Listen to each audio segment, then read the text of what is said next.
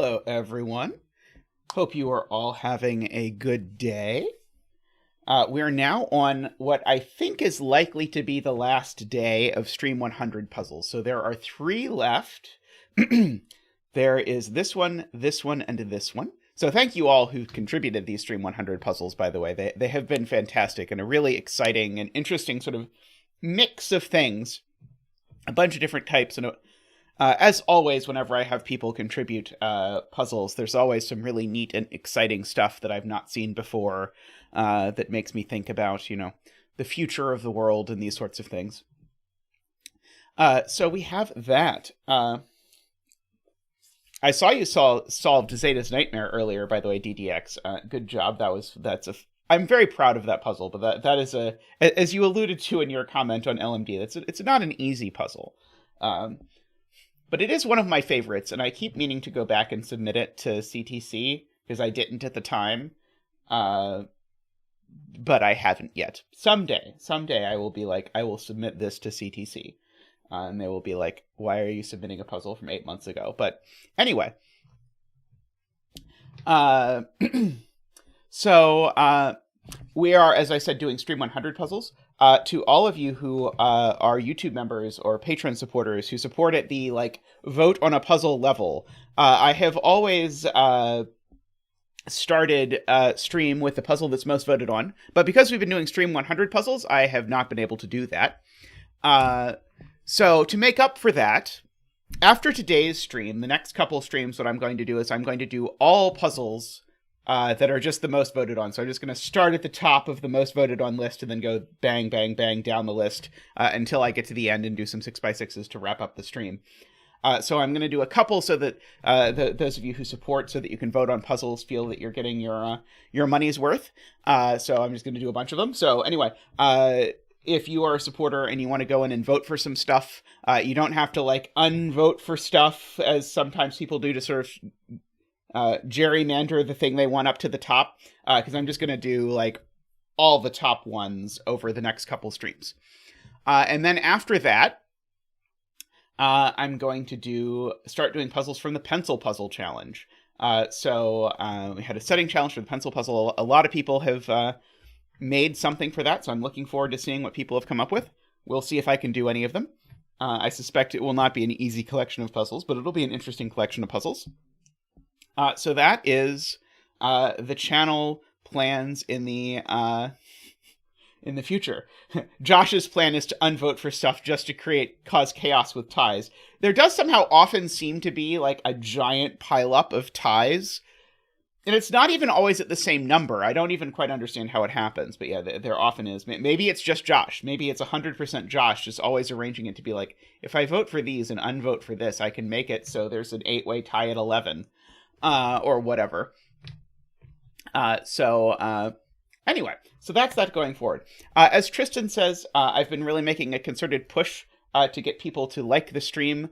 Not to enjoy the stream. That would be nice too. But for my personal view, I really just want you to click the like button, whether you like it or not. But that really is very helpful, actually. Because if you like the stream, then YouTube tells people about it, and then we get new people. And so, did you pop out the chat? I have no idea what Tristan's talking about. Sorry. So if you like the stream, it helps new people find the stream, which is really sort of my main goal, because I know there's a lot of people who enjoy Sudoku and I think would enjoy the stream who haven't yet found out about it. So very much appreciated if you can do that. I was looking over to see how many likes there were, Tristan. I did pop out the chat. Alrighty. So anyway, so if you'd like the stream, and if you are new, because you have recently found the stream, welcome, and I hope you enjoy yourself and find yourself having a good time. All right. So anyway, my efforts lately to get people to like the stream have been going well, and that a bunch more people have been liking the stream, and then a bunch more people have been finding it. So I'm going to keep doing it for a little bit. Welcome, Jaleb. I know I have never seen you here before, so welcome. Alrighty, so let's hop to the Cogitos puzzle. Welcome, Mad Titan. So we have normal Sudoku rules. By the way, just this grid is just strikingly amazing just looking at it. Digits along a pink renban contain a set of unique consecutive digits in any order. Yeah, you can absolutely just throw in votes to mess things up. If that's what you want to do.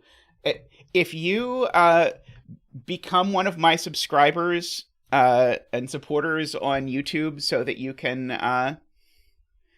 so that you get voting privileges, you can use the voting privileges for whatever purpose you would like.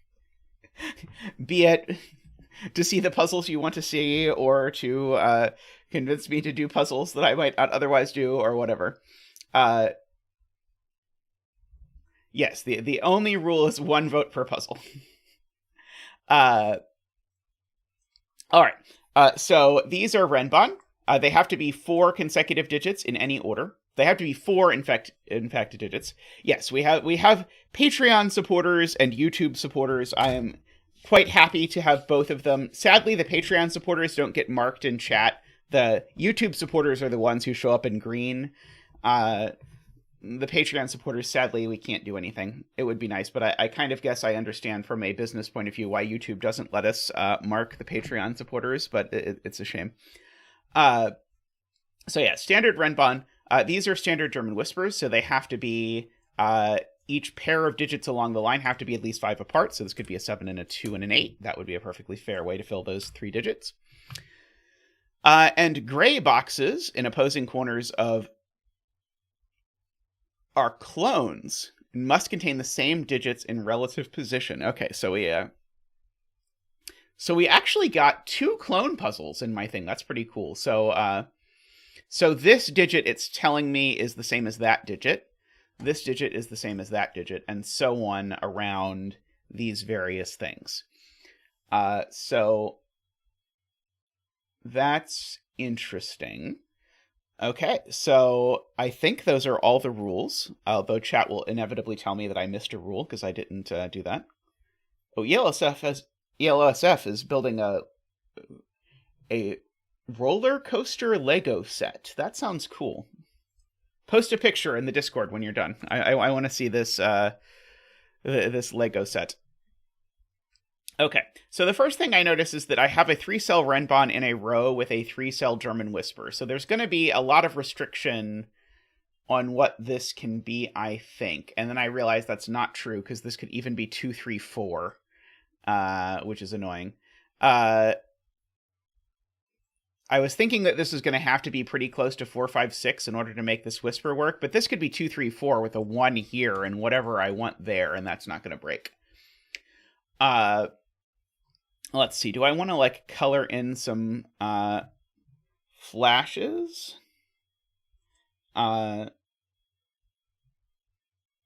Flashes might be just to, let's see. Well, I'm curious, actually, what will Sven do if I color these? Okay. I did not actually even highlight this correctly. These are both high-low, and these are both high-low. Garion has a very smart point, which is that if you look at all of these cells, only one of these cells in total between all the clones can be 5. So that means one of these renban doesn't have a 5 on it at all. Actually, no, right. One of these renban can have a 5, but the other cannot. So one of these renban is monochromatic, meaning one of them is either 1, 2, 3, 4 or 6, 7, 8, 9, which is very interesting, because if a renban doesn't have a 5 and is length 4, it needs to be either all high or all low. So in other words, either this is all all high or all low, and this is all high and all low. What repeat digits am I allowed within my clone? This digit can be the same as that digit, I think. Let's see. Okay. So yeah, so one of these 4 cells is probably a 5, most likely. Hey, Naverio, welcome. So JLib has a point, which is that I can't make any of these digits a 4, 5, or 6, and I can't make any of these digits a 4, 5, or 6. If you've not seen that before, the reason why this can't be a 4 is that it would make both of these a 9, and I can't do that. 9 is the only digit that is an appropriate distance from 4. Likewise, 1 is the only digit that's an appropriate distance from 6. Welcome, Carl, and someone else hopped in. I've now lost track. Oh, and Naverio. Welcome, Carl and Naverio. So, welcome, Jay. Our newly greened Jay, welcome. So that means that 4, 5, and 6 are a hidden triple in this row, which is interesting.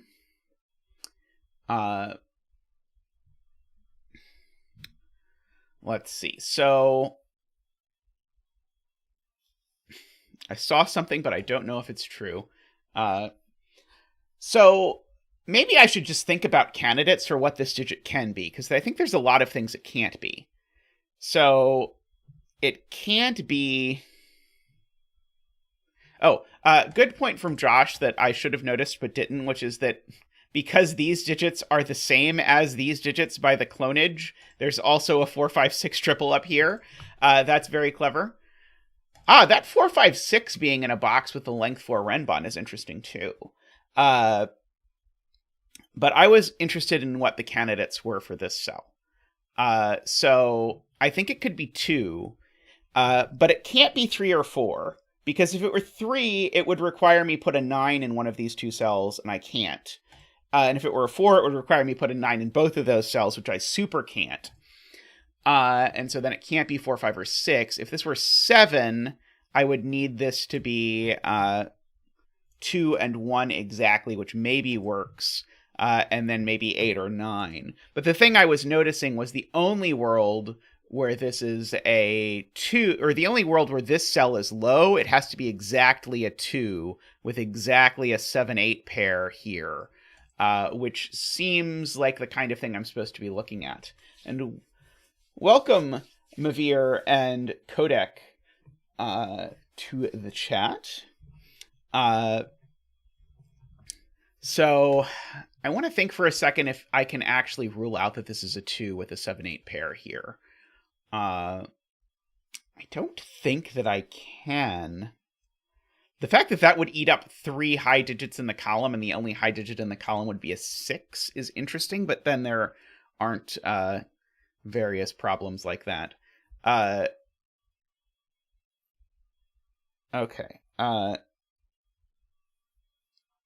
So, yes, as Tristan says, to the new folks who are coming in, please remember to like the stream. It really does make a difference. So, I think that means actually this is quite restricted. Because if this is low, the only thing this digit can be is a 1. Because if this is low, it means this is low. So this was a 2 with a 7 and an 8. But then the only digit that's not a 2 that can go here is 1. So this is either 1 or it's high. I don't think I have the same thing going on over there, though. So yeah, if this is 1, 2, that's 7, 8. Not quite sure. I'm going to look at this fish thing that people in chat are talking about in a second, but I really thought I was going to be able to decide which of these worlds we were in. Welcome to Mormogli and Ambrose. So I think the claim is that every digit needs to show up in the clones somewhere, if I understand the claim. So if there's a digit that doesn't show up in the clones, then we create a very bad jellyfish. Because if there's a digit that doesn't show up in the clones, then that digit is restricted in these rows to these cells. But that's a big problem, because that says in these 4 rows, I can only choose from 3 columns, which definitely does not work. So very beautifully, every digit definitely needs to show up in one of the clones. So there definitely is a 5 on one of these. And indeed, there is a 4, 5, and a 6 all in these cells. So I could make a very weird corner mark that in this row, there's a 4, 5, 6 living in these cells. So this cell's actually at least a little bit restricted because it can't be 4, 5, 6, 1, or 9. So it can only be 2, 3, or 7, 8. Again, the version where this is 2, 7, 8 doesn't actually hit that cell a little bit.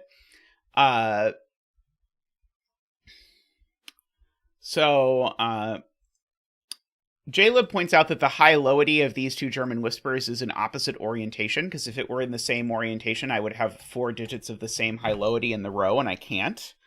So in other words, either these are all low, or these are all low. I don't know which. I'm going to color those yellow and these purple, just to remind myself of that. Okay, that purple is a bit aggressive.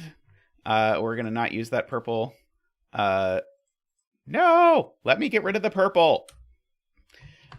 There is a lot to be worked out with the new coloring thing. We'll just say that.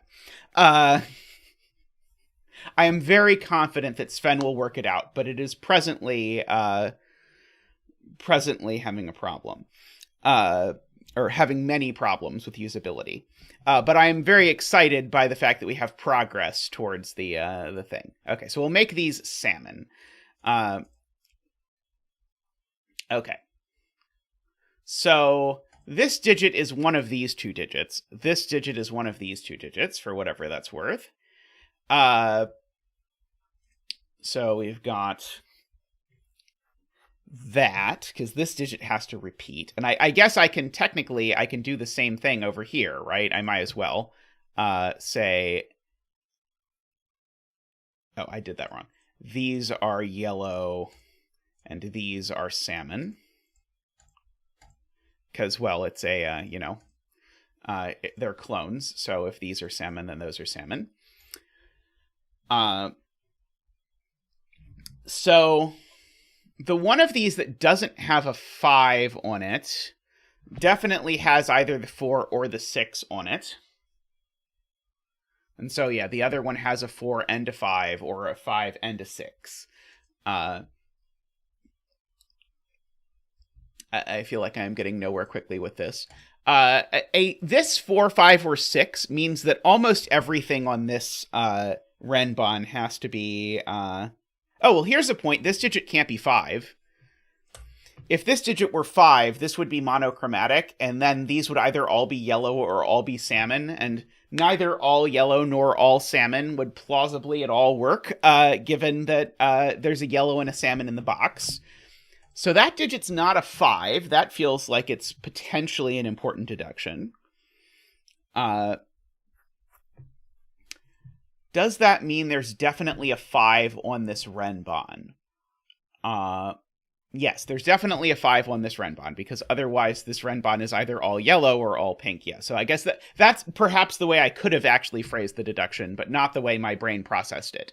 But there's definitely a 5 on this renban. And in fact, actually there's a 5, but either 4 or 6 is missing. So actually, this is either 2, 3, 4, 5 or 5, 6, 7, 8. So one of these cells, and this is a completely ridiculous deduction, one of these cells is a 1 or a 9. Well,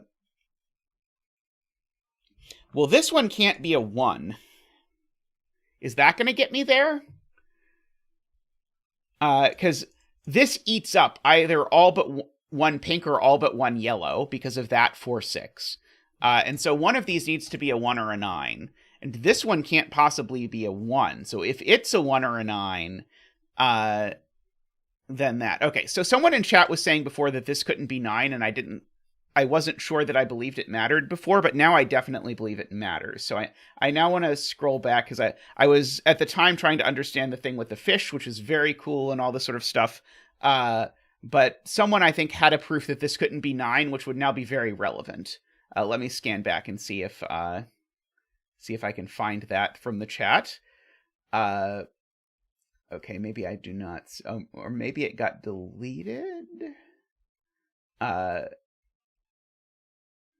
I don't see it in chat, but I think someone was convinced that this couldn't be a 9. But it may not have been correct, right? Okay. So let's just pause for a moment and ask ourselves: does something go wrong if this has to be if this is a 9? So if this is a 9, then these can have to be from 1, 2, 3, of course. Yeah, I don't immediately see it. But we're in this world where either this cell is a 1, because that one can't be, or one of these two cells is a 9. I'm trying to figure out what that's supposed to tell me. And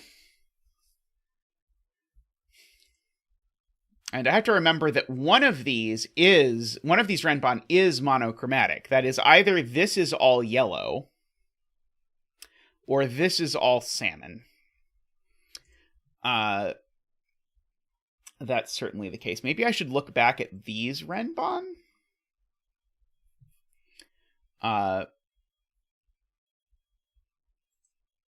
Okay, well, here is, I guess, a ridiculously minor point, which is that I can ask where this digit goes in this box.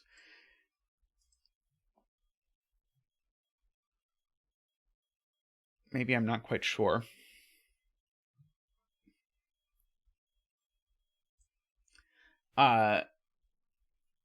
Okay. J. Dyer has a point which is very relevant, which is the fact that neither 1 nor 9 appear in here puts some pressure on this cell. So this cell can't be 1 or 9, but it can't be 3 or 7 either, because if this were, say, 3, the only digits that would work here would be 8 and 9, except 9 doesn't actually work. So this digit's actually always a 2 or an 8. And then that means these digits are always both 3, 7. Because 3, 7 are now the only... that's not true at all. Don't listen to me. Those digits are definitely not a 3, 7 pair. These are a 3, 7 and 2, 8 pair. But if these are a 3, 7 and a 2, 8 pair, that means this has to be the 1, 9 for the thing. So that cell's a 1 or a 9. Does that interact with this 1 or 9? No, because those are elsewhere in the world.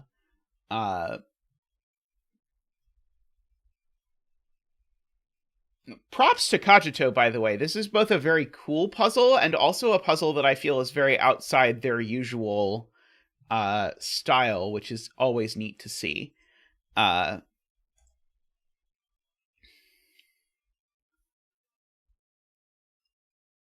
Okay, so yeah, so these are a 1, 2, or an 8, 9. Those digits have to go in this box somewhere. Sure they do. I do think this might be a puzzle where we're going to have to 2-10th it, because we might not be able to actually disambiguate this until the very end, depending on exactly what happens. But I'm not sure.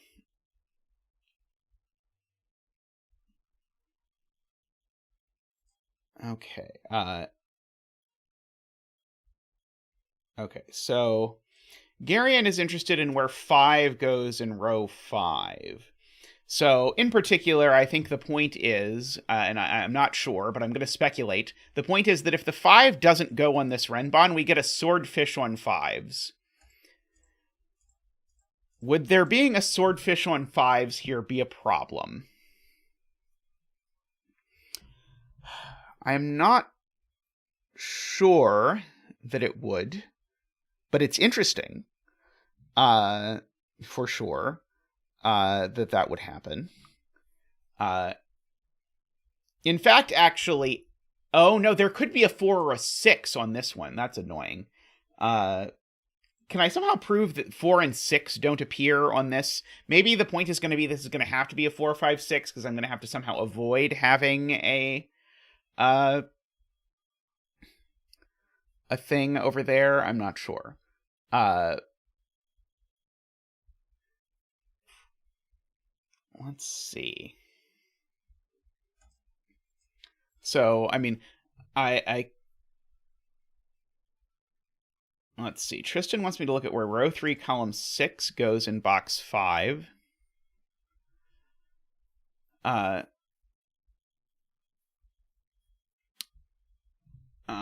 If we don't contemplate adding row 3, column 5. Got it. Okay, row 3, column 5. Okay, I think that's a lot more restricted.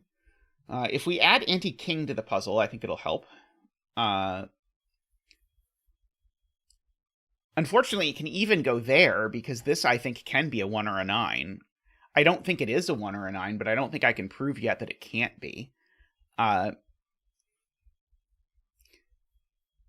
Is there a way I can prove that if neither of these is 1, 9, the whisper breaks? Can I make a 4-cell whisper without 1 or 9?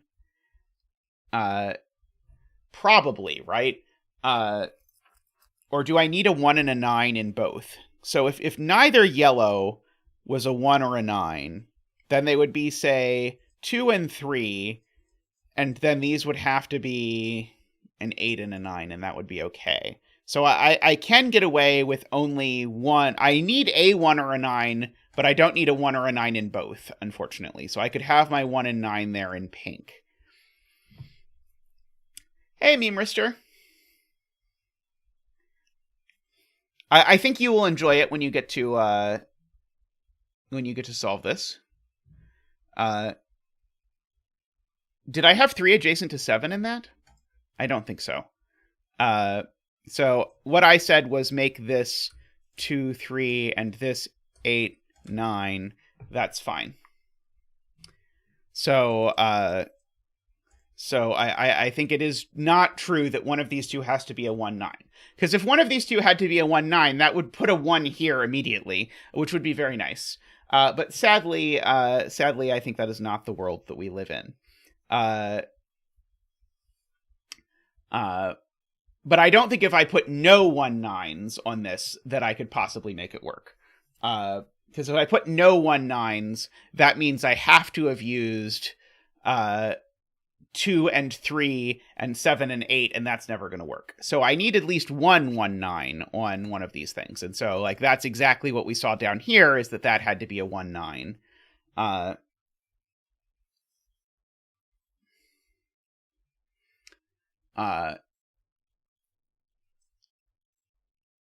That's an interesting point. Okay, so the point from Selena, which seems relevant, is that none of these cells are allowed to be 9, just because of the clone part.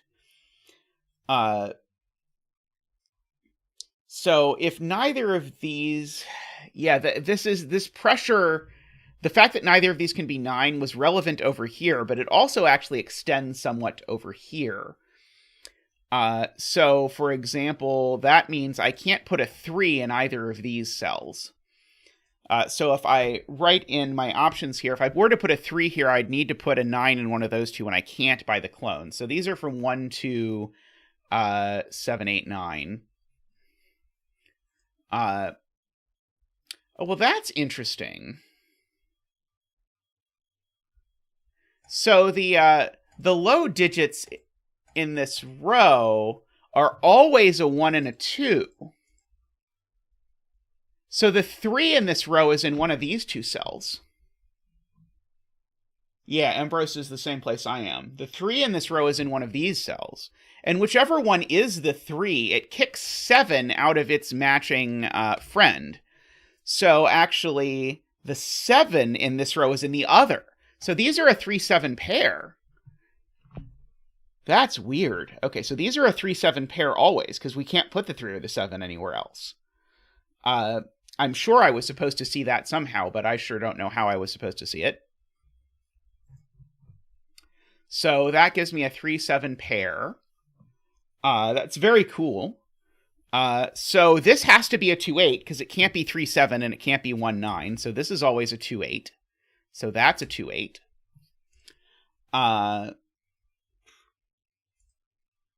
Do I know that this has to be a 2-8? I don't think so. But that definitely means that these are... No. Sorry, I was going to say something dumb. No. Not true. So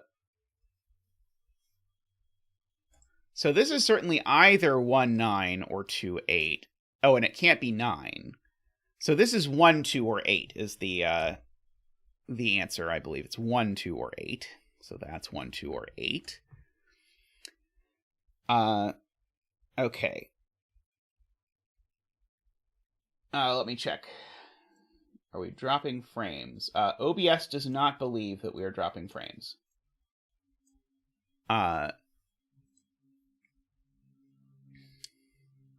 Okay. So we only get 137 in here. So interestingly, if yellow 37 wants to show up in this clone at all, it has to show up exactly there. 3, 4, 5, 6, 7. So if the one of these with a 5 is 3, 4, 5, 6, 7, it's... No, that's 5 long. Never mind. Ignore me. The yellow 3-7 can't possibly show up here because it can't be on a renban with a pink 3-7. So yellow 3-7 in this box actually can't go any of those places and can't go there. So yellow 3-7 in this box is in one of all of this cluster of places, which is interesting, I suppose.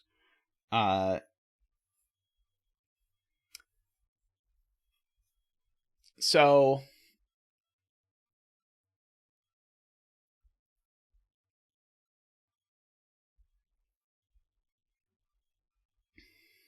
uh-oh. Ambrose says now it's freezing. So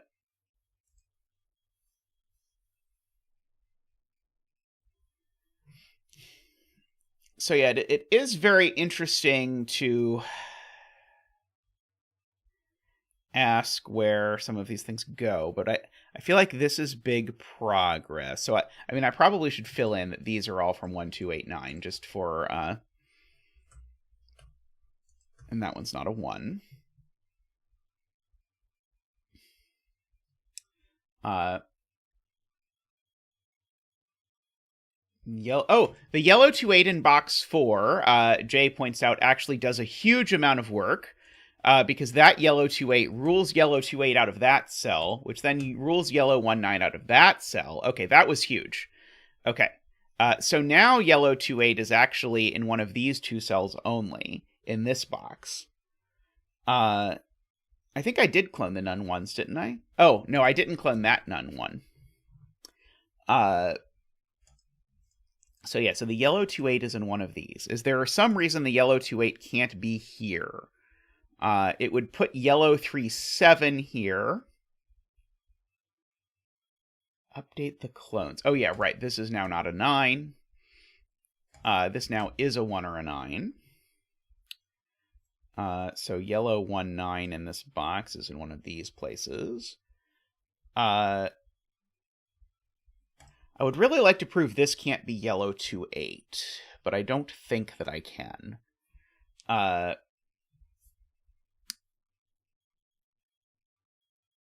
Oh, no, I can, because this can't be yellow 2-8 because there's a yellow 2-8 looking at it. So yeah, so this is yellow 2-8.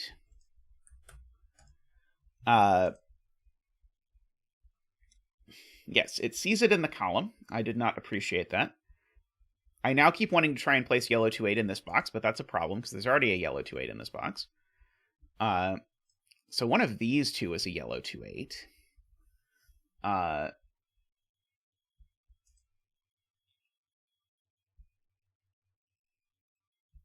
Okay, so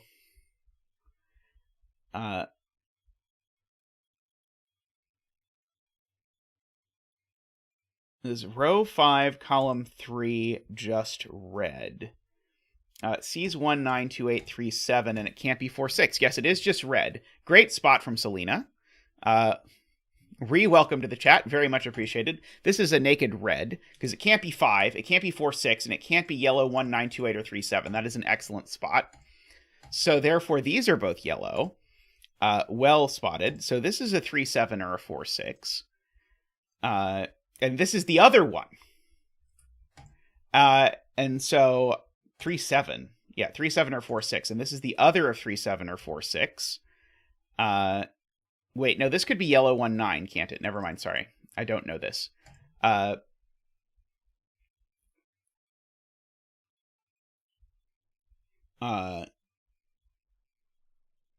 So this is pink 1-9 or 2-8, though. Because those are the only things that go here, which gives us a pink 1-9, 2-8 pair in the column. So any pinks in the column that are left, or sorry, the remaining pink in the column is the pink 4-6. Everything else is not pink.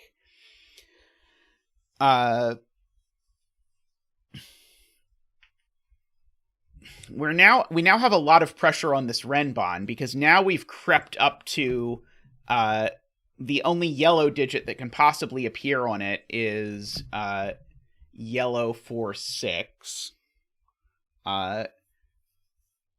Do we know that yellow 4-6 can't appear on this renban somehow? So, or has to. Like, what if this were... If this were 5 pink pink, it would be a 5, a pink 4-6, and a pink 3-7. Is there a reason this can't be that combination? Or a reason why this can't be pink pink pink? So a reason why this can't be pink 4-6, pink 2-8, and pink 3-7. Sadly, I don't quite yet see why any of those things can't be the case. But I would believe that that does not work. Oh, interesting. Okay, Chameleon says this can no longer be the monochromatic one.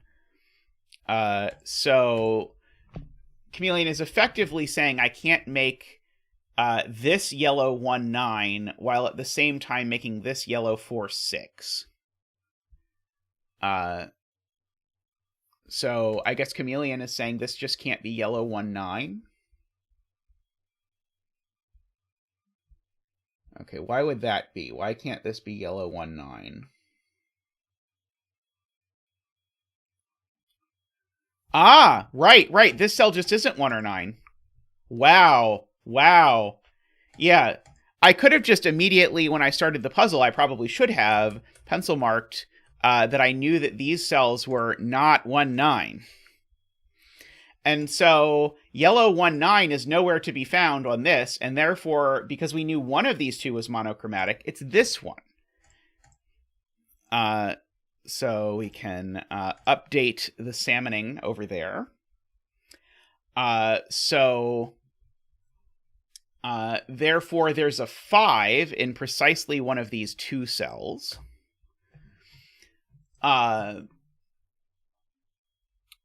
That is a very good spot, Chameleon. Very well done. And very great setting on the use of the 1-9. Like, these 1-9 givens have done a lot of cool work in our lives so far. So one of these is a 5, and the other must be yellow. And so the yellow one is the yellow 4-6. So yeah, so these are a 5 and a 4-6. So we can actually update our pencil marks, actually. These are not 2 or 3, and they're not 7 or 8. So yeah, so these can only be from 4, 5, 6.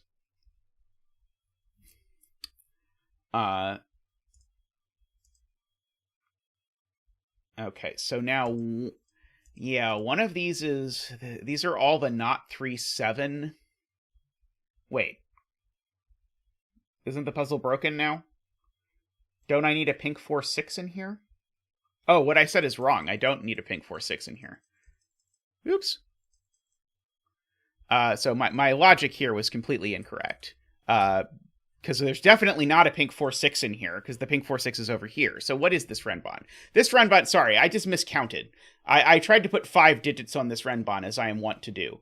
It's the yellow 4-6. Oops. It's the yellow 4-6. So it is 4, 5, 6, but it's the yellow 4, 5. It's the yellow 4-6 that goes on here.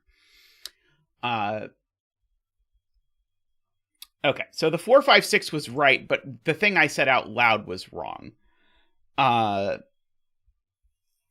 So yeah, there's a yellow 4-6 in one of these two cells.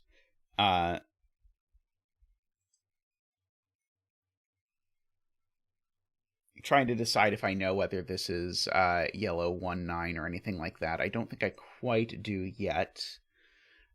So I can update my pencil marks, though, as I should. 2, 3, 7, 8. This is 4, 5, 6. I can get rid of the corner mark. Maybe I shouldn't get rid of the corner marks. Yes, I do have a virtual 4, 5, 6 triple in row 4. I agree with that assessment. So these are 1, 2, 3, 7, 8, 9.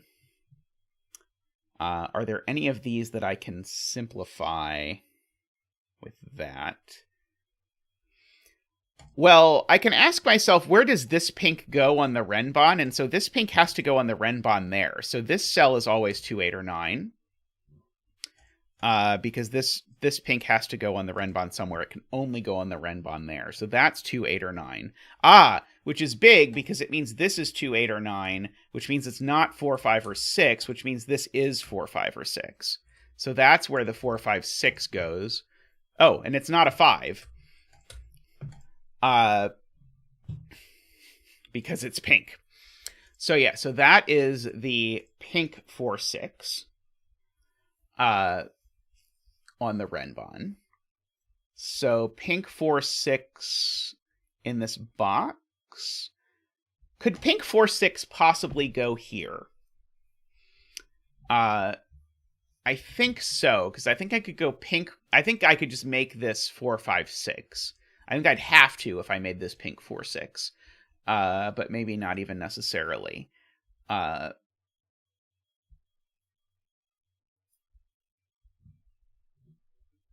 This sees, okay, so Martin points out this sees both the yellow 1-9 and the pink 1-9. So this is not 1 or 9. So this is either 2, 3, or 7, 8. I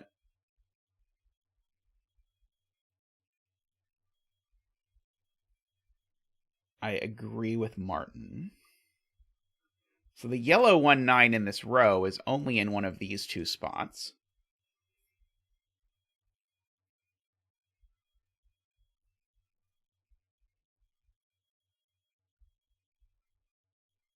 Isn't row 4 column 7 on the whisper below it?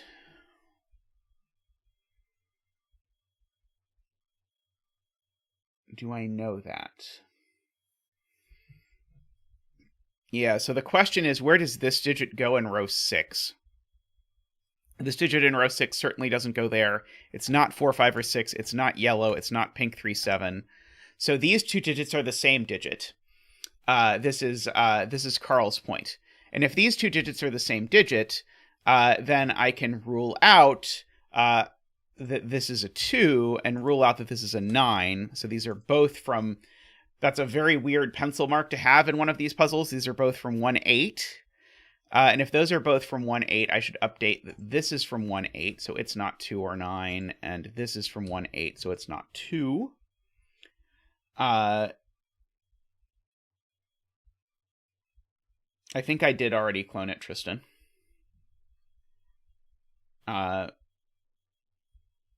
Yes, the yellow 2-8 is here, or sorry, the pink 2-8 is in here. So the pink 2-8 and the yellow 2-8 both see this cell, so this can't be 2 or 8 either. So this is a 3 or a 7.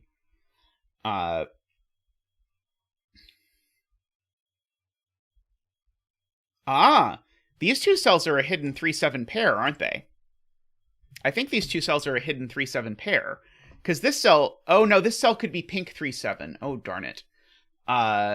I was thinking that pink 3-7 in the row couldn't be here. But no, pink 3-7, I think, can be here because that's the pink 3-7. Let's see. People say row 4, column 1 is yellow. Right, because there's a pink 3-7 in the box. Right, there's already a pink 3-7 in the box, so this has to be the yellow 3-7. That's going to be huge, because now this can't be the yellow 3-7. We already have the yellow 3-7, so it's the yellow 4-6. Yellow 4-6 only lives next to yellow 1-9. Sorry, only lives next to pink 1-9. So this is pink 1, 9, and that disambiguates the high and low, because now the pink 1, 9 sees the pink 1, 8. And so if pink is low, these two are both 1. That doesn't work. And so we get to actually finally disambiguate our whole thing. 8, 3, 9, 2, 7, 8, 9, 1, 3, 2, 8, 9. Let's see. That 9 gets cloned down there. This 4, 6 is a 6 and a 6. That's a 2. That's a 2. That's a 3. This is a 4. Let's see. Okay, so yeah, that was sweet. Okay, so this is now a 5 and a 4 and a 4. So let's see. So this is now a 6 and a 5. That's a 4. Okay. So we get to do all the digits dance. Zach gets to come out and be like, I don't know what to do.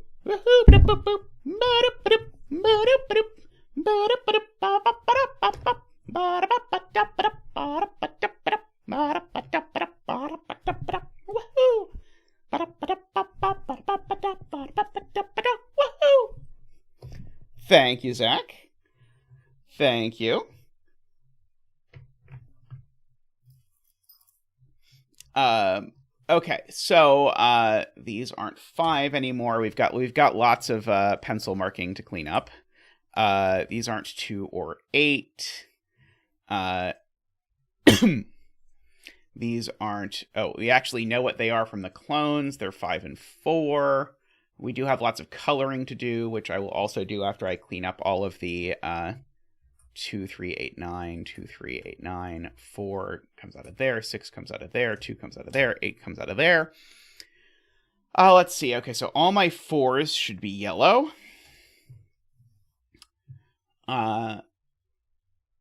Oh, is that actually all the color? Oh, that's right. My 1s are yellow.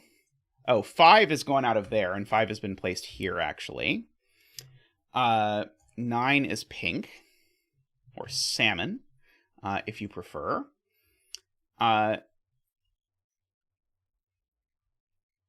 This digit...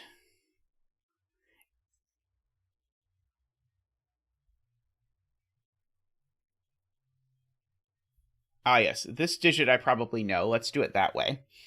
Oh, this 6, by the way, is pink. I don't know how I missed that. This digit is an 8, just by sudoku.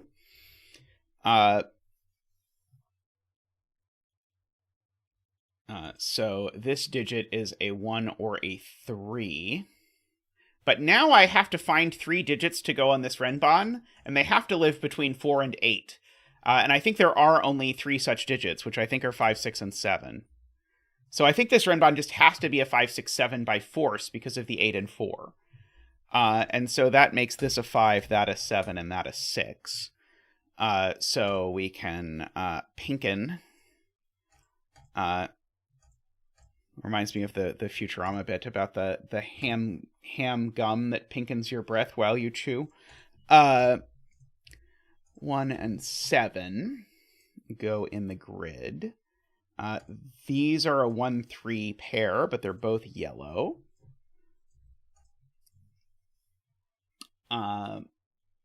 Let's see.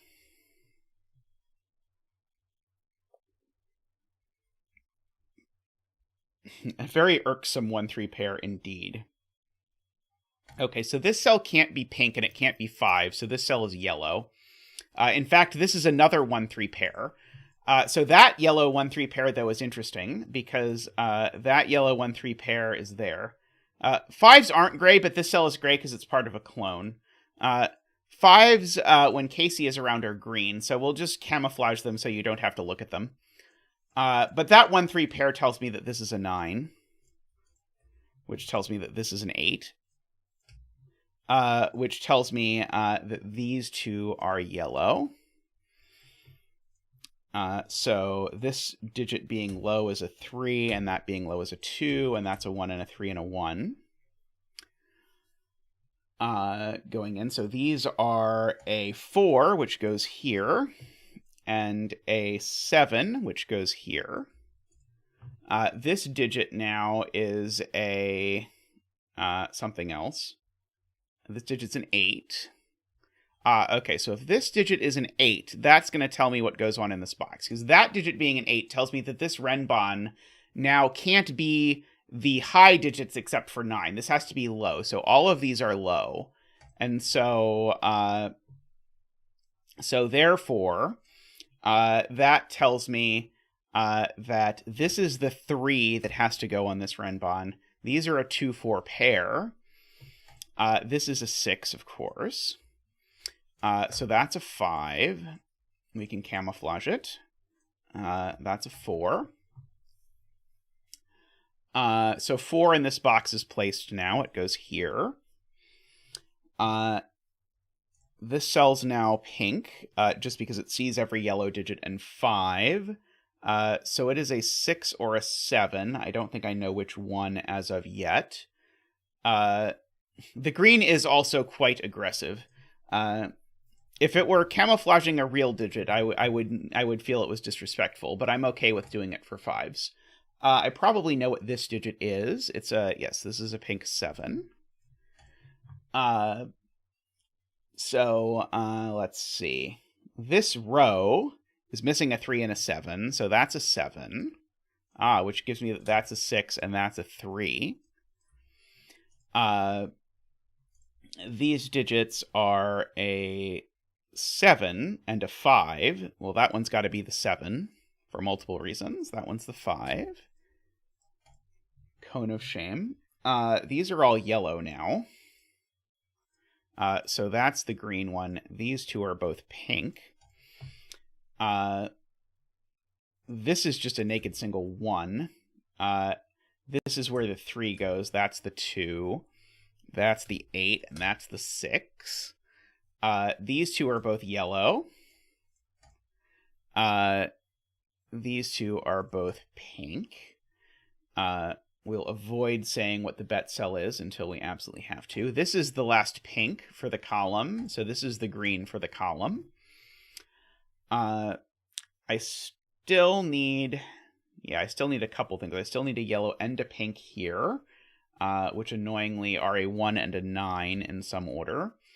I still need a 2 and a 7. Oh, I know where the 7 goes. I still need a 7 in this column, and it goes here. So that's the yellow. So that's the 2 and the 7, which gives me the 4 and the 2.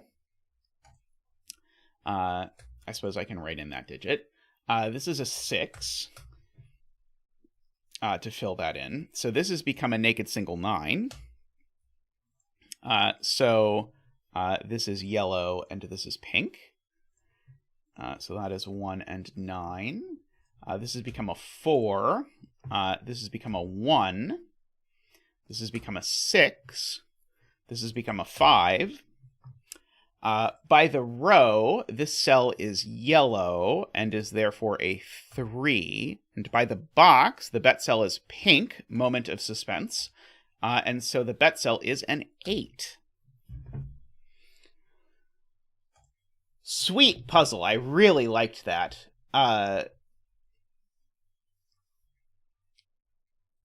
Yeah, stunning work there in terms of the setting. I really, I greatly appreciated that one.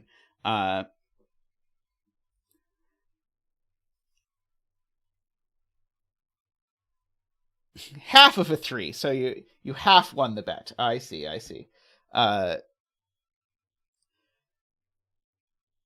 But yeah, very nice. I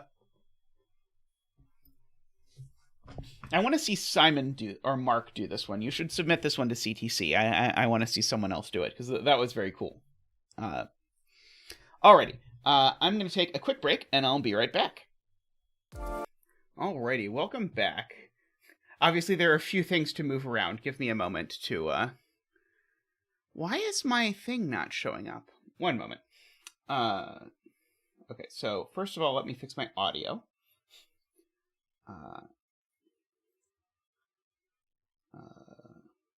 Filters.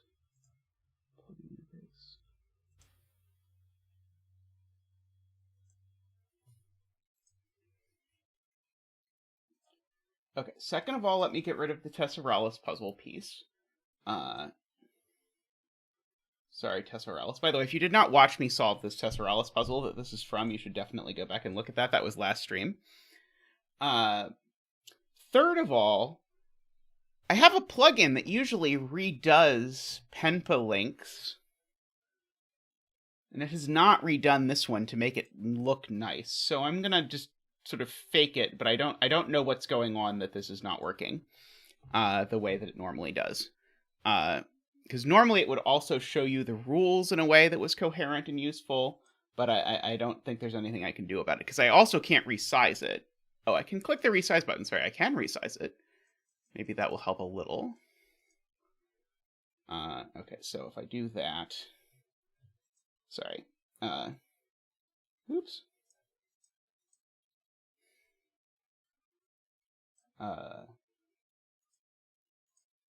Sorry, maybe the plugin doesn't work anymore, I don't know. Alright, I think we're going to have to attempt to make it work like this. Alright.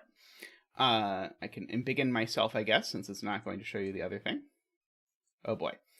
If this plugin is not going to work at all, it's going to be a nightmare for the pencil puzzle stream. So let's hope that this plugin gets fixed. All right, let's remove that. Whatever is going on. Tristan says the plugin works for him. If I refresh, will it work? Reload the page. Okay, that is completely inexplicable to me. But yes, I reloaded the page, and then the plugin did the thing it was supposed to do. Let's try again. Okay, this is much nicer, though, because you'll actually be able to see the rules. Oops. I'm going to move myself so that I was not sort of sitting in front of those. Oh, sorry, no, I want to not be able to see the browser tabs. That's a little tacky. Move me down here. How much of the rules are cut off? Just a little bit.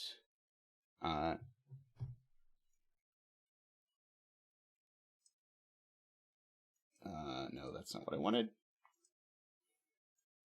Sorry, I'm trying to make it so the rules actually fit on the page, but that's more difficult than it sounds. That might be the best I can do. Most of the rules fit on the page. Oh, I can shrink it just a smidge like that, and then... There you go. Apologies for this shuffling around, but there we go. Just a smidge more. There we go. Okay. Now you can see all the rules, and hopefully the grid is also reasonable in size. Okay. I really don't understand how reloading the page fixed it, but that's okay. By the way, in chat, people are talking about the book, which is, I think, very exciting. So if you're not aware, Cracking the Cryptic has a second book coming out, which is just books of their favorite puzzles from the past, I don't know, 18 months, year, however long it's been, featuring puzzles from some of your favorite constructors like Kodak, Twototenth, and myself as well.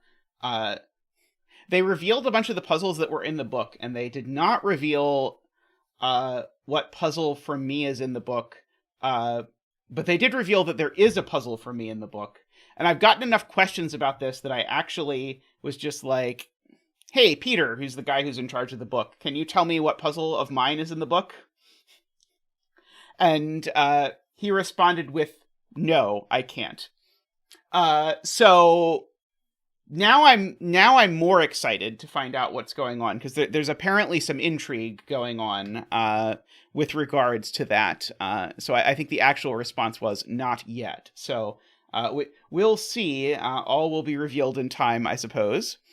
So let's find out. Okay. But in the meantime, let us attempt to do this puzzle from Chameleon. So let's look at the rules. So we have normal Yin Yang rules, first of all,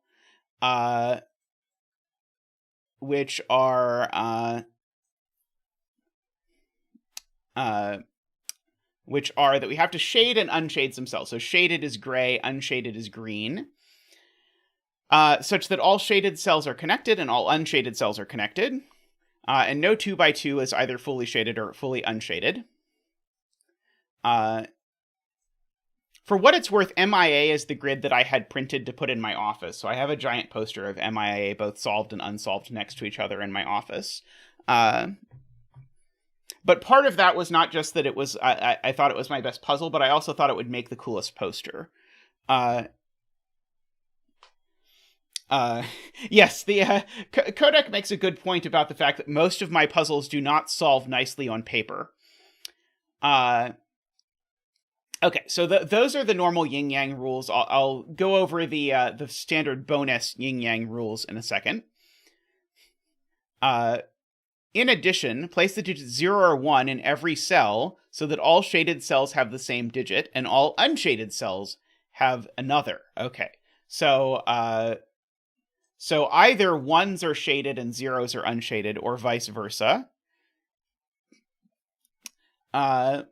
And the number 100 must appear in every box at least once. Must contain the whole number horizontally from left to right. Okay, that's quite interesting.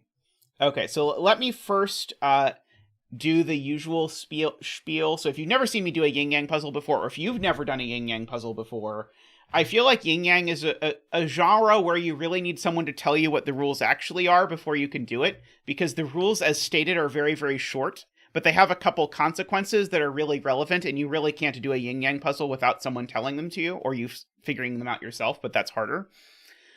So the first, and this is something that shows up a lot in pencil puzzle genres, is that in a Yin Yang puzzle, you cannot have a checkerboard. So this would be a checkerboard, where I've got 2 and 2, but you can't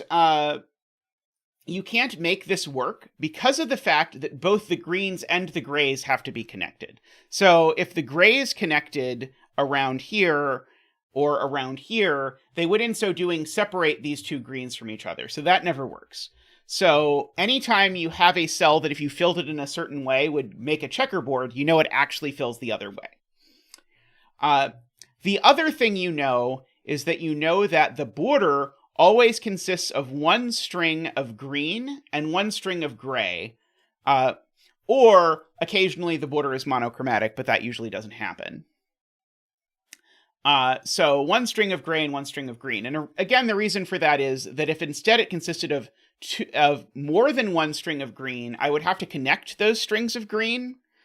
So like if these cells were green, say, I'd have to connect them. And in connecting them, I would separate the gray over here from the gray over here, and that would break. So always there's sort of part of the border is green and part of the border is gray. Okay, and so the box must contain the number 100. So we have this particular business. That's interesting. Okay, so this is very interesting in that it says something together with my border rule. So let's start over here. I need at least 3 zeros in this column because I need to have 3 100s. So I need at least 3 zeros in this column. But on the other hand, I need at least 3 1s in this column, which means that the switch between gray and green happens, well, it happens, I get some knowledge about where it happens, although I don't think I can quite fill it in, but the switch has to happen in order to allow that, because I need 3 1s in this column and 3 zeros in this column. Okay. And so,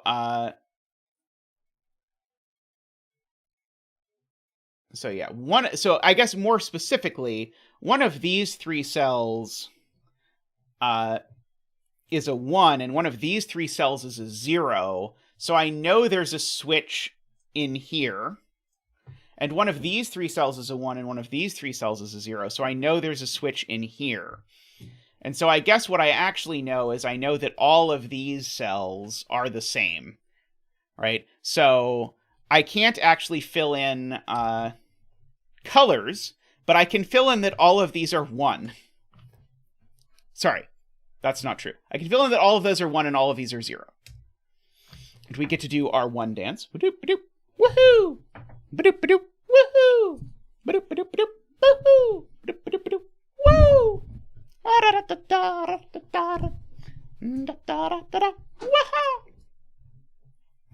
Okay, we can actually take that a little bit further, because if we put 0 here, that would put zeros the entire rest of the way around. That's not going to work. So that has to be a 1, and that has to be a 1. Oh, that's right. We need a bet cell. You're going to have really good odds on this one. So we'll do a betting tree. Shape, special, betting tree. Is Chameleon here to suggest a good betting tree? If Chameleon is not, I'm going to guess that one, but I have no idea. So similarly, I can extend the zeros over here like this. Row 7, column 2. Okay, we have an official sponsored betting tree. Row 7, column 2. Oh, wow, that cell? That would not have been my guess at all. That looks like I'm going to know that right away, but apparently not. Okay. Either that, or the trick is to try and find a cell that will be very difficult for me to avoid filling as I solve the puzzle.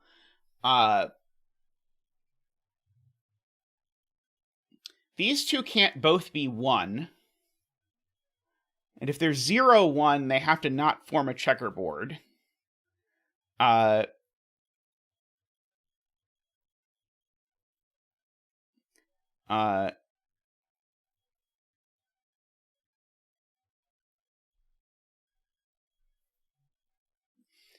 that's a good point. Okay, Jay makes a good point. I can't actually put my 100 here. Because if I do, this cell now, in order to avoid a 2x2, this cell would have to be a 1, but now I've made a checkerboard. That's very cool. Okay, so this is not the 100 in the box. So this is the 100 in the box. And so now this is a 1 and that's a 1 to avoid the 2x2s. So now this is a 1 to avoid a checkerboard. Alternatively, a 4, take your pick. This is a 1 to avoid a checkerboard.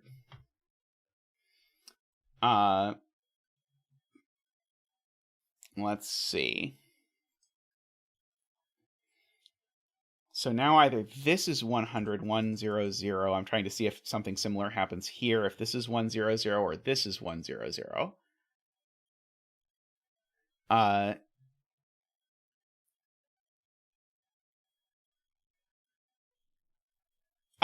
Good point. Garion points out correctly. If this wasn't 0, remember the rest of the border is 1s. So I definitely need a 0 here because I can't have that. Let's see if this were... the same thing happens to Jay's point earlier. If I put a 100 here, I think the same thing happens. If that were a 100, this cell now can't be a 1 because of checkerboard and can't be a 0 because of 2x2. So actually, this isn't the 100. So the 100 at least goes down there. So we can at least extend that. So this can't be 100, but I don't know that I can rule out other things immediately. Let's see. Can I? So if this is a 0, that's a 0, and that's a 0. No, this is a 0, that's a 0, and that's a 1, which... Wait. No, if this is a 0, that's a 1, and then that's a 0.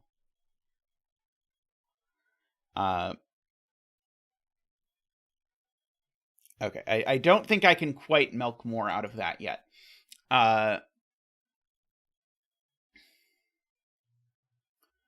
Okay. Jay says if this was the 100, it would break the box. Let's look at that. If that is the 100, this becomes 0. Or sorry, this becomes 1. And that becomes 0. Right, that's true. It would make a checkerboard again. So this would become 1 to avoid a 2x2. This would become 0 to avoid that 2x2, and that does not work. So that's not where the 100 goes. So the 100 actually goes there. And now I need my border in zeros before here. This cell can't be a 0. If this cell is a 0, now I get a 2x2 of 0. So this cell's definitely a 1 now, which is going to give me 1s all the way around the rest up to there, including that cell that I omitted. That's going to be a 0 now. That's going to be a 0 now, just by avoiding the 2x2s.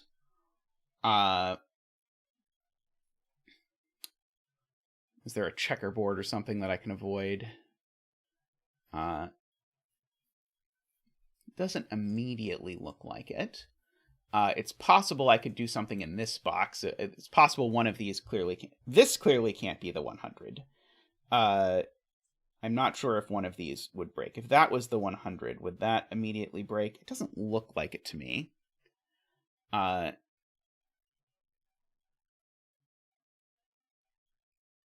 see. Jay says a 100 here would make a checkerboard.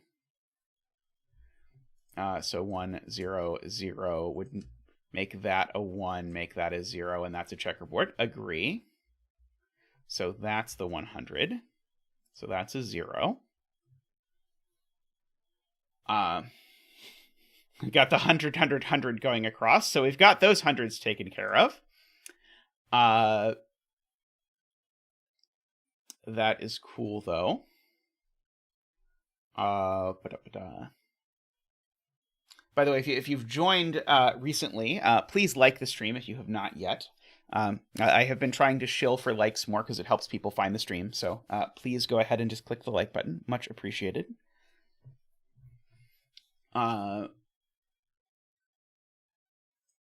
Okay.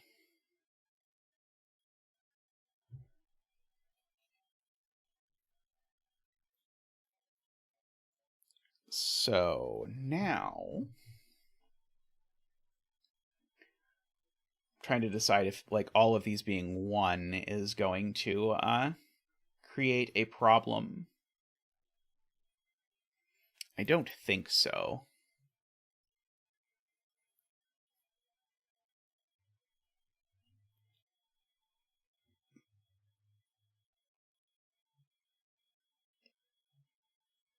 Oh, Garian is looking the other direction and saying that they don't believe that the 0 can go past here. So, in other words, that if all of these were 0, that would be a problem. If all of these were 0, that would be a 1. Okay, let's see. So if we filled in 0, 0, 0, that would be a 1. So this would be a 100. This cell would have to be a 1. This cell would have to be a 1.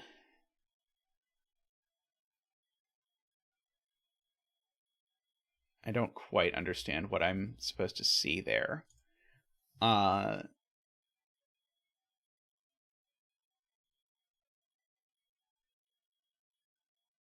there a checkerboard in what I had filled in? Where is there a checkerboard? Oh, there's a checkerboard here. I didn't see it. Yep. So yeah, so I'm just seeing if I can actually visualize that from here. So this would be a 1. I think the answer is there's no way I can possibly visualize that, but I believe it. Right. Okay. Yeah, I think I cannot possibly visualize that. So this, by Mark's definition, this is definitely bifurcating because this is way past what I can visualize.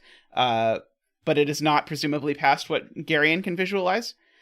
So making all of these 0 through the process of filling in, I think, literally 8 cells creates a checkerboard there. So I can't make that a 0. So that's got to be a 1. Presumably after I do a bunch of pencil puzzles for the challenge, I'll be better at visualizing that kind of thing.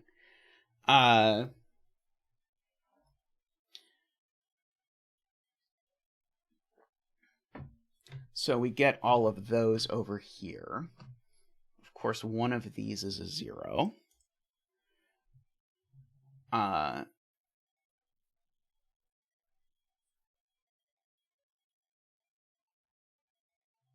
Yeah, I'm just not super sharp at trying to visualize what a bunch of different things happening in the grid look like. It is a skill that I hope to develop over time, but it is not a thing that I am particularly good at.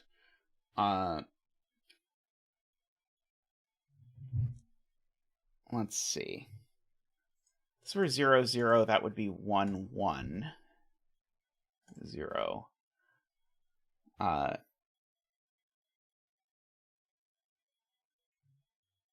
see.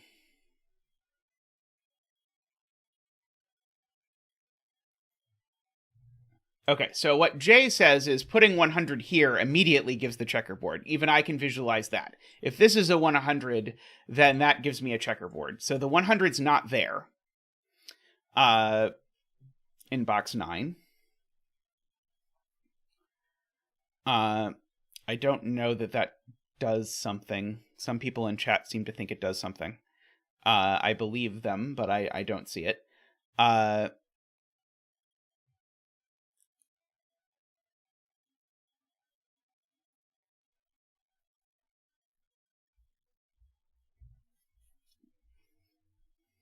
Oh, I see.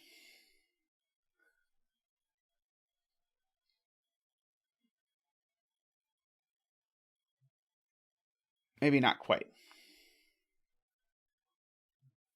If the 100 is in row 9, gray is 0.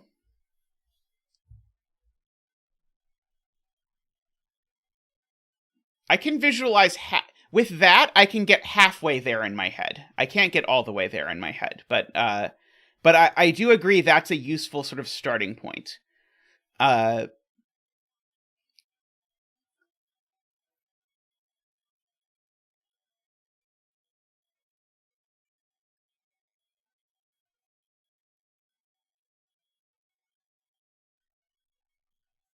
Yeah, 100 across the betting tree.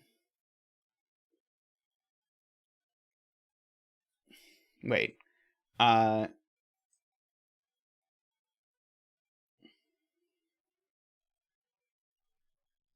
Bottom right gray is always 0.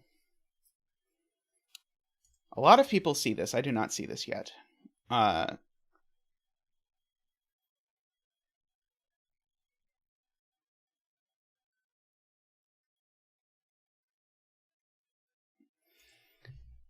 Okay, so I can't put 100 here. Can I put 100 here is the question.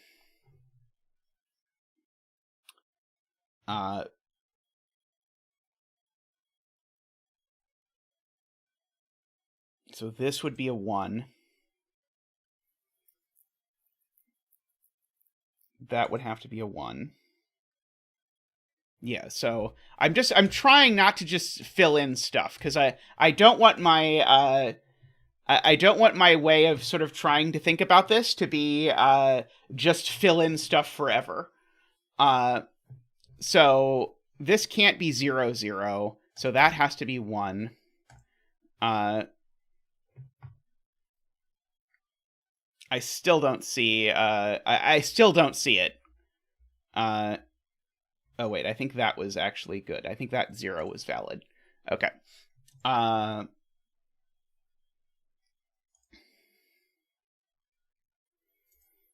Okay, so I think we still don't know which of these is 100. Is the point.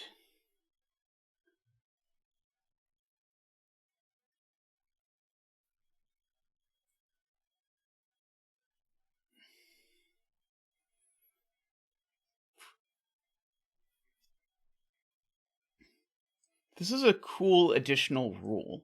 I really like this of the use of 100 here is very novel and interesting. Let's see.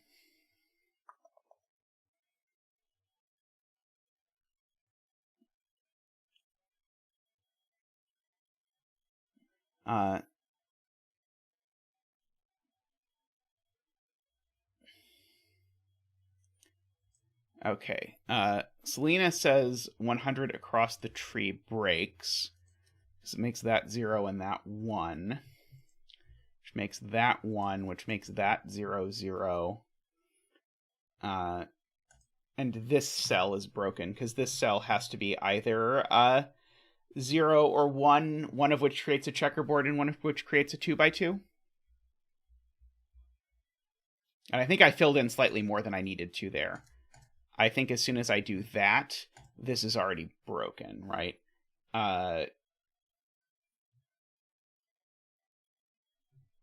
No, sorry. This is already broken. That's the arrangement. So I filled in this row. I didn't need to. This cell's broken already. So 100 does not go across the betting tree, so that's a 0.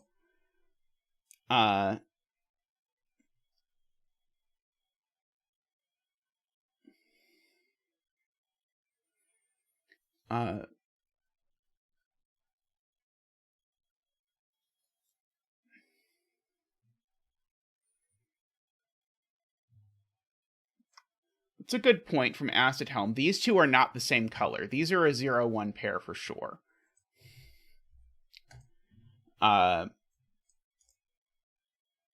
Because otherwise, they can't be a 1-1 pair because it would isolate this 0. And they can't be a 0-0 pair because of that. Okay, if these were a 1-1 pair, it would isolate the 0. So same thing is actually true here. So these are also a 0-1 pair.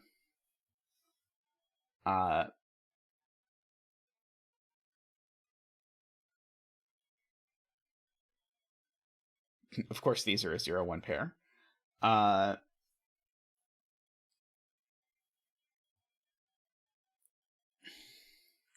Yeah, connectivity is probably important, but you're right. I think part of the reason we haven't used connectivity is that it's a lot harder to visualize connectivity on numbers instead of colors.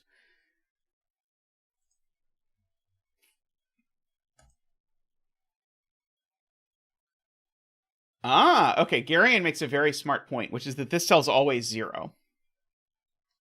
Because either this is 1, 0, in which case I'd create a 2x2 if this wasn't 0, or this is the 0, in which case the 0 has to connect out. So Garion's completely right. This cell's always 0.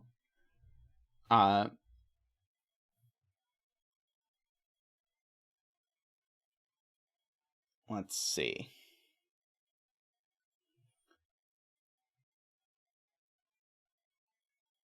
Can we do the same thing over here? I bet we can. So if this were a 1, that would be a 0. If this were a 0, that would be a 0. So I think this is always a 0 for exactly the same reason, because either these zeros have to escape through this cell, or this is a 1, in which case I have to put a 0 here to avoid a 2x2. So I think this cell is always a 0 as well. I'm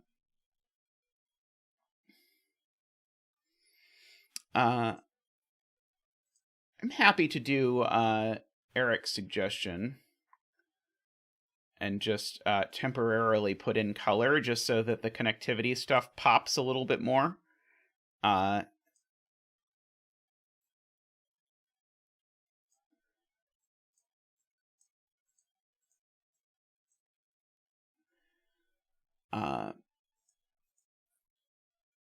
Oh, and I missed some orange.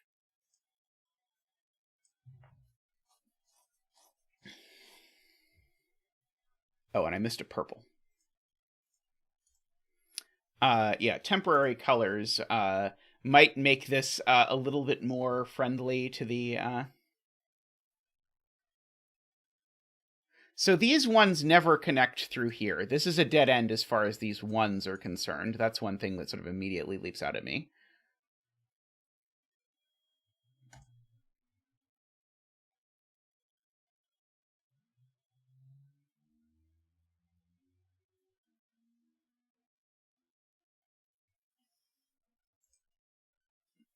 I was trying to think if like this has to be... If this being a 0 creates a problem.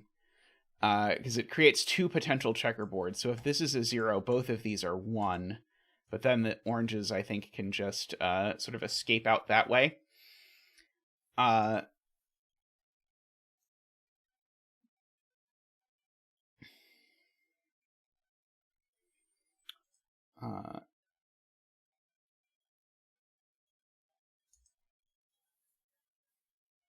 What I just said was wrong.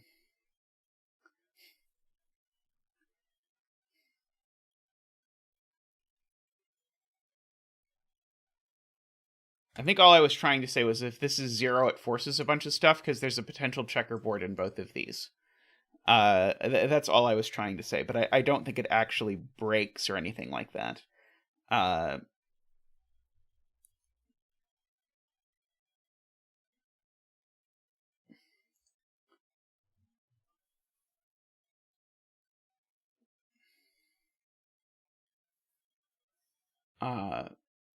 Let's see, Carl asks if this being a 1 is a problem for the connectivity of these zeros.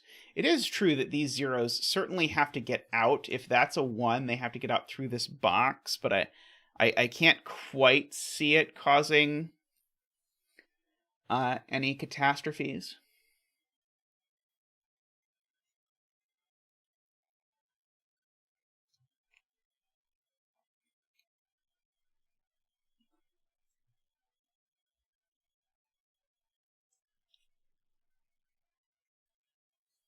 Trying to look at if these being a 0-1 pair is a problem. Because if these are a 0-1 pair, it has to go 0-0-1-1. Which would then force this to be a 0-1 pair. Let's see, row 8, column 7 is always a 1.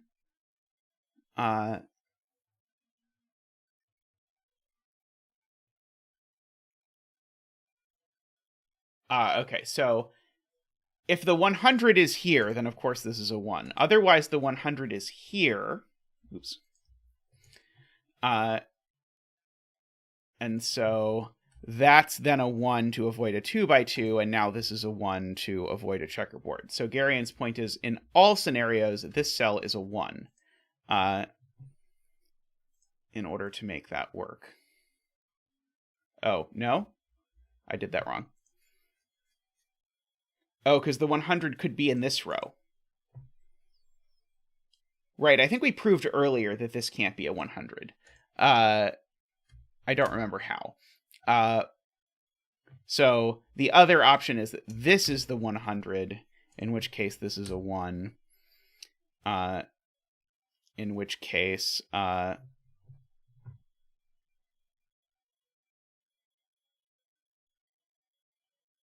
I don't think I see what's going on here at all. Oh, this is a 0? Am I supposed to go over here now? I don't quite see this.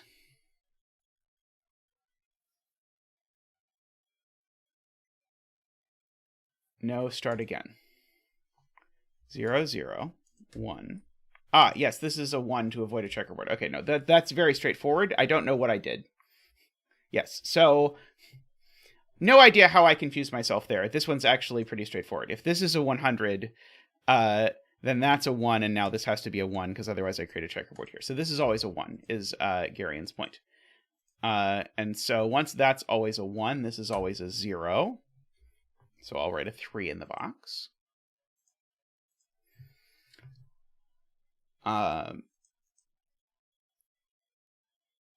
Just to avoid a 2x2.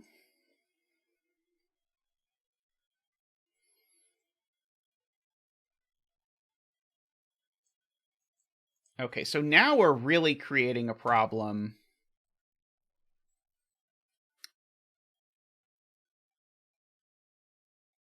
I'm looking at connectivity if this is a 0. Because if this is a 0, it immediately forces that to be a 1 by 2 to 2 by 2, but then that forces that to be a 0.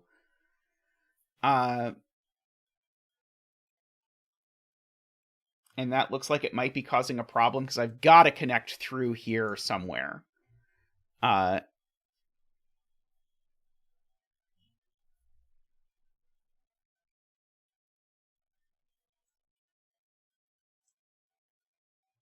Okay. J. Dyer says now this being a 100 breaks. Because now this is a 1, and now this can be neither 0 nor 1 because of the checkerboard thing again. So that's not the 100, so therefore that's the 100. So that is purple, that is orange. We get another 0, 1 pair here. Oh, maybe we don't. Sorry, maybe this could be 1, 1. No, it can't be 1, 1. This is a 0, 1 pair for the same reason as the one up there. Oh, this is a 0, 1 pair, but I know the order because of the 1, 0 above it. So the given 1, 0 disambiguates this, because if it were 0, 1, it would create a checkerboard. So it's actually 1, 0. So that creates that, which is very nice, which now makes this purple to avoid a 2x2, makes this orange. So that's 1, that's 0.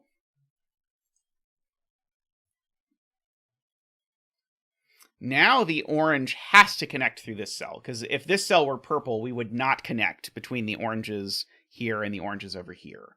So this cell has to be orange by connectivity.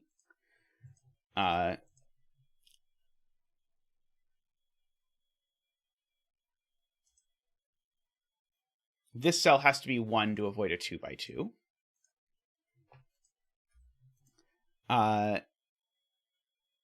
If this isn't orange, we don't connect, so this is certainly orange. Oops. And now to avoid a 2x2, this has to be purple. To avoid a 2x2, this has to be orange. So we get some more digits down there. 1.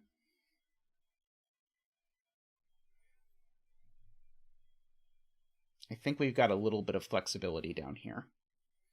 In fact, I think any combination down here works. I don't think I can possibly break it, other than by making it 0, 0.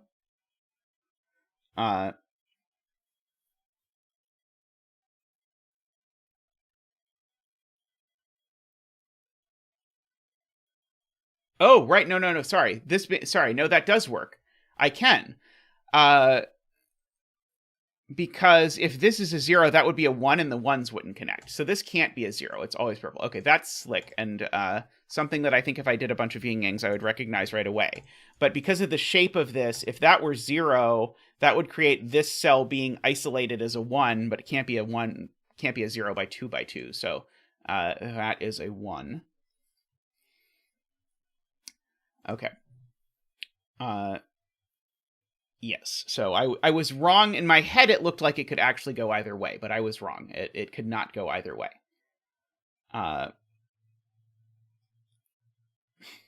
Interestingly, my 100, 100, 100s go right across the same row here. They're not going to go across here. They might go across here, potentially. Okay. Where is 100 in box 5?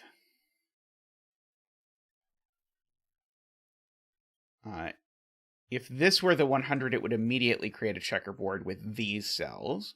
So actually, this is the 100. So that's going to disambiguate my... oh, maybe not. Sorry, I thought that was going to disambiguate my 1, 0 pair above. But wait, that's going to be purple, though. So this is going to be purple to avoid a checkerboard. 1, 1. This 0 has to get out. So orange is gray because of connectivity.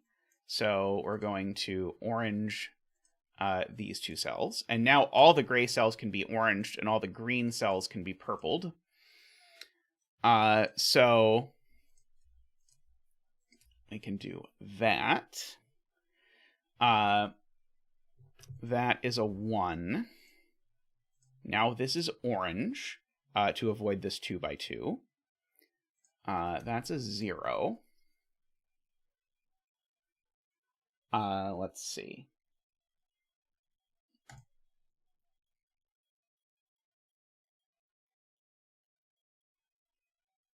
If this is a 0, the oranges over here can't connect at all. The oranges here can only connect through here, so this is orange.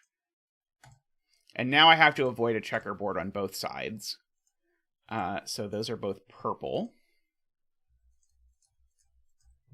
Like that. Actually, both of these need to be orange in order for this to connect to orange. And now the betting tree is purple. And if I fill in the digits, you will see that the betting tree worked out to be a 1. Oh, I missed that one. There we go. Slightly wrong order, but we got there. Excellent puzzle. I enjoyed that a lot. The use of the 100 makes checkerboard thing was genius. It was just such a cool discovery how these things interacted, and I feel like my brain never completely 100% understood how it was working, but it kept coming up time and time again. Like, this is a really good use of an extra rule. Very neat puzzle. I enjoyed that a lot. And good practice for my upcoming pencil puzzle challenge. I do keep meaning to set a like Yin Yang variant puzzle. I've started one many times. I will finish a Yin Yang variant puzzle someday. Yeah, and all the 100s ended up in the same rows, because these 100s also worked out right across there. Garion points out. I wonder if that's forced.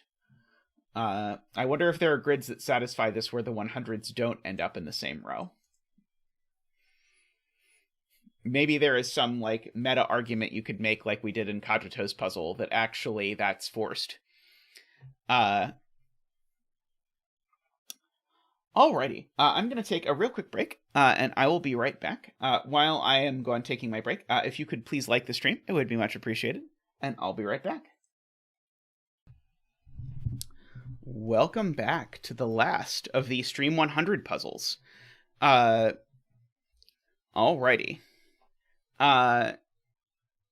So we have here a puzzle by rockratzero. We have normal Sudoku rules apply.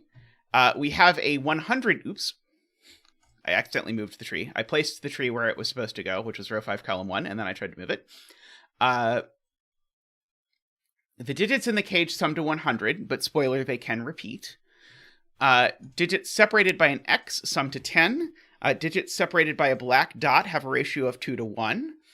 And all other instances of a pair that either sum to 10 or have a 2 to 1 ratio are marked by a diamond. So the first thing we have to do is math. Because these digits sum to 45... These digits sum to 41, so 45 plus 41 is 86, meaning that these cells sum to 14. So these 4 cells sum to 14. I'm going to put a 1, 4 in the corner just to remind myself that the sum of these 4 cells is 14, is what was really given. Oh, that's right. This is the very aggressive green. Let's see. Is there a tamer green? This is the more traditional set. So these 4 cells sum to 14. This cell's always a 2 or a 4. And it's not a 2. So because this is either a black dot or an X, this needs to be a 2 or a 4, but there's a given 2. So in fact, this is a 4, and we get to have our little dance.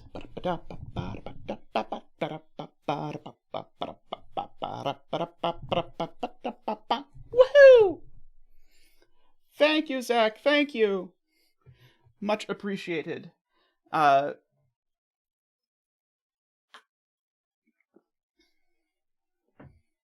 now we will remember not to remove the 4 as a candidate from this, because this is just telling us that these sum to 14. Now, these are a black dot that either have to be 1, 2, which seems very likely to me, or...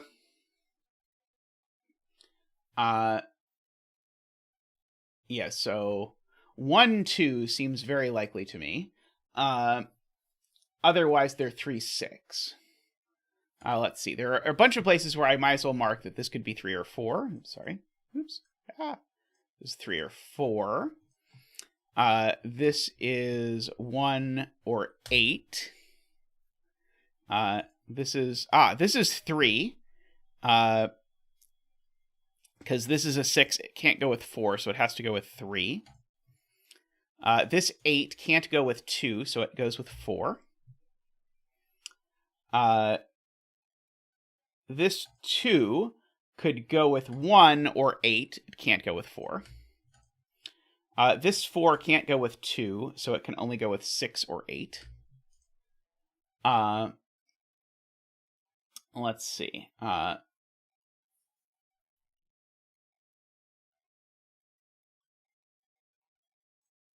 This X has got to be pretty restricted. Yes, this X can only be 1, 9 now. And that's pretty cute. This X can only be 1, 9 because 4, 6, 3, 7, and 2, 8 are gone as options. But I can't put a 9 here because the only thing 9 could be with a black dot is an X, and I can't have a third 1, 9 in the column. So actually it goes 1, 9 in that order. And now neither of these things can be a 9, so they both must be 2, which makes that an 8. These indeed do sum to that as promised. These are 5 and 7. 5... Did I screw something up?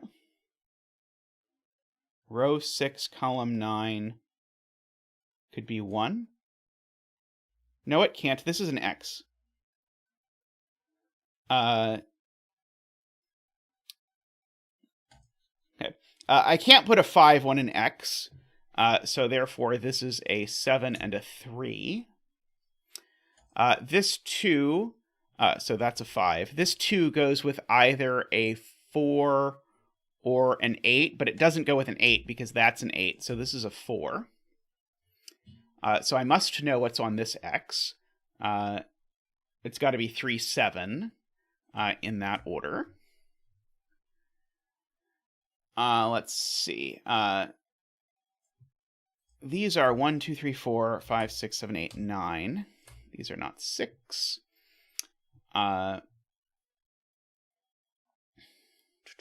That digit is known. This digit, 1, 2, 3, 4, 5, is a 6. Not yet dissuaded me from believing that this is going to be 2, 3, 4, 5. These are 1, 2, 3, 4, 5, 6, 7, 8, 9.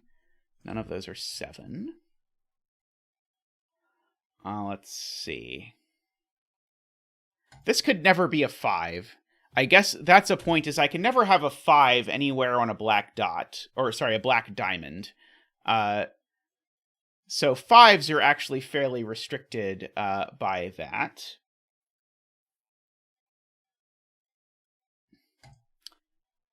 Annoyingly, this digit's a 2. Because it can't sum to 10, it can't be 8, so this is a 2. And now this is a 1. Okay, so now it is forced. These are 3, 4, 5, and that one can't be the 5, that one can't be the 5, so that one's the 5. These are a 3, 4 pair. So that's a 9. That's a 7. This digit's known. It's an 8. 8 doesn't black rectangle 3, so this is a 4 and a 3. I guess 4... Oh, 4 does black rectangle 6, but it's resolved now anyway. So these digits are a 3, a 6, a 7, and a 9. Well, 9's not going on any of these. So these could be 3, 7, or 3, 6. But interestingly, this is always the 3, because otherwise these are a 6 and 7, and those don't have an appropriate relationship.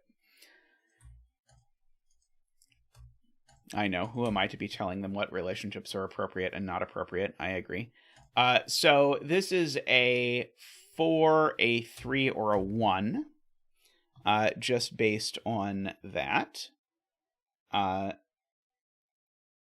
know one of these two is a 9 for sure. So this X is not 1, 9, and it's not 2, 8. So this X is either 3, 7, or 4, 6. That's not a 3, so that's not a 7. That's not a 4, so that's not a 6. Are we calling it blood now? Yeah, the Sven's help. That's a little dark. Not a 7 or a 9. Let's see. So 7 in this box is in one of these two cells. Okay, so if this were a 3, this digit would have to be a 6 because it couldn't be 7. So if this were a 6, this digit would have to be a 3 because it can't be 4. So actually, this is always a 3-6 pair, if you look at it. So therefore, that is an 8 and that is a 1. So that's not a 1, making this 3 or 4, sitting across from 6 or 7, giving me a 6-7 pair in this box and making that a 9.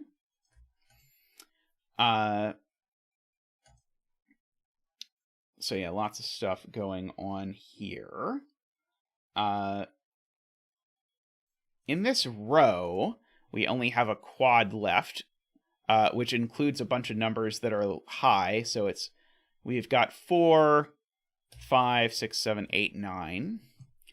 Okay, so I need a low digit on any black diamond. I might have 2, but I can't have only high digits. And so therefore this has to be a 4. But then the only thing 4 goes with is 8, which makes that a 2. So these are not 4 or 8. Those are not 4 or 8. This black diamond, therefore, must be an X because all the black dots are gone. So this, therefore, is a 6. These two digits are 5 and 7. So these are a 5-7 pair. Let's see. Row 5, column 3 is naked, says Jay. Okay, so it's not 1, 2. I think it could be 3. It's not 4, 5. I think it could be 6. Okay, it's only naked if you think more than I think I am prepared to think at the moment. Oh, this is a 3, 4, 6, 7 quad. Oh, wow. That's weird. This is a 3, 4, 6, 7 quad. So my brain was just like, those are just a bunch of different numbers. It's not worth looking to see if this is a quad, but it is a quad.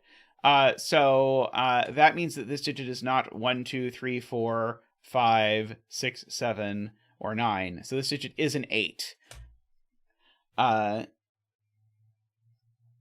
So this can't be a 3 anymore, so it's a 4. That's a 6. That's a 7 and a 3. That's a 7. That's a 6. This now is a 2 or a 4, and it's not a 4, so it's a 2. So that's an 8. This is now a 1 or a 4. I don't think we know which one yet. Let's see. This cell sees lots of digits. I think this can be a 1, but not a 2, a 3, a 4. Can never be a 5, because you can never put a 5 on a black dot anyway. Or on a black thing anyway. It's not 6, 7, 8, and it could be a 9. So this is 1 or 9 only. So if this were 1, this would have to be 9 or 2. And if this is 9, this has to be a 1. Apparently this is never 2. Oh, so this is just always a 1-9 pair is what you're telling me. So this is also a 1-9. That's a 5. I probably did that in a more tortured way than was strictly necessary, but welcome to the channel. Let's see. So this column,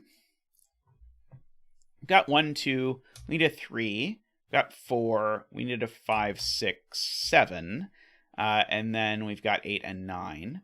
So we can remove 5 and 6 from there, remove 3 and 7 from there, remove 3 and 6 from there. This has just become a 1, apparently. Yes, through lots of methods. This has become a 1. Let's see, this is a triple left in this box. Let's fill it in. So first of all, this is a 5, 7, I guess. So this is just a naked single. It's a 2. Let's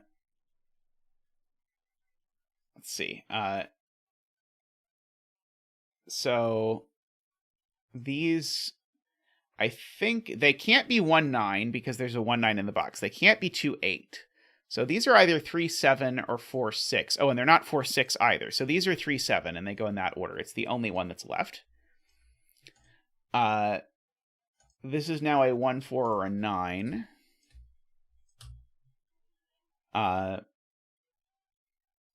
Yes, this is a 1, 4, or 9. Oh, apparently it's not a 4 because of the 4, 6 I just mentioned. So therefore that is a 4. This is a 1 or a 9.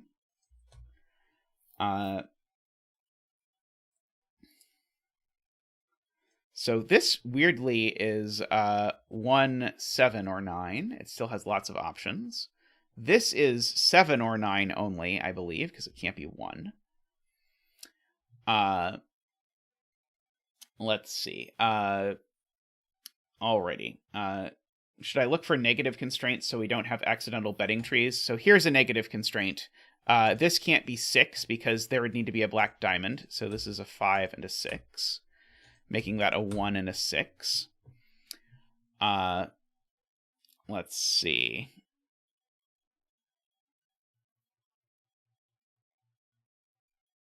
I'm just scanning to see if I can avoid any other... Okay, this can't be a 7 because 7 can't go next to 3, making that a 1, 9 pair, making that a 5 and a 7, and a 5 and a 9 and a 7. This can't be a 1 because it would be next to 2. 9 and 1 and 9 and 1 and 9 and 1.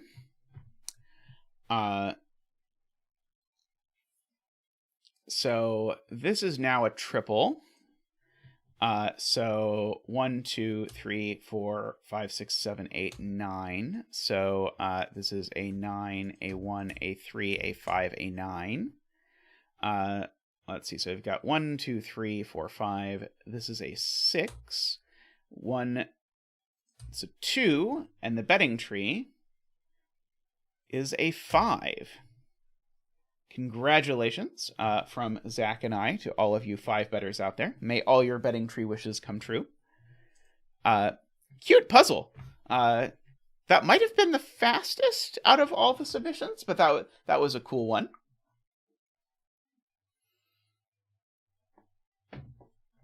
Alrighty, so stream 100. Now in stream, what number are we on? Now in stream 103.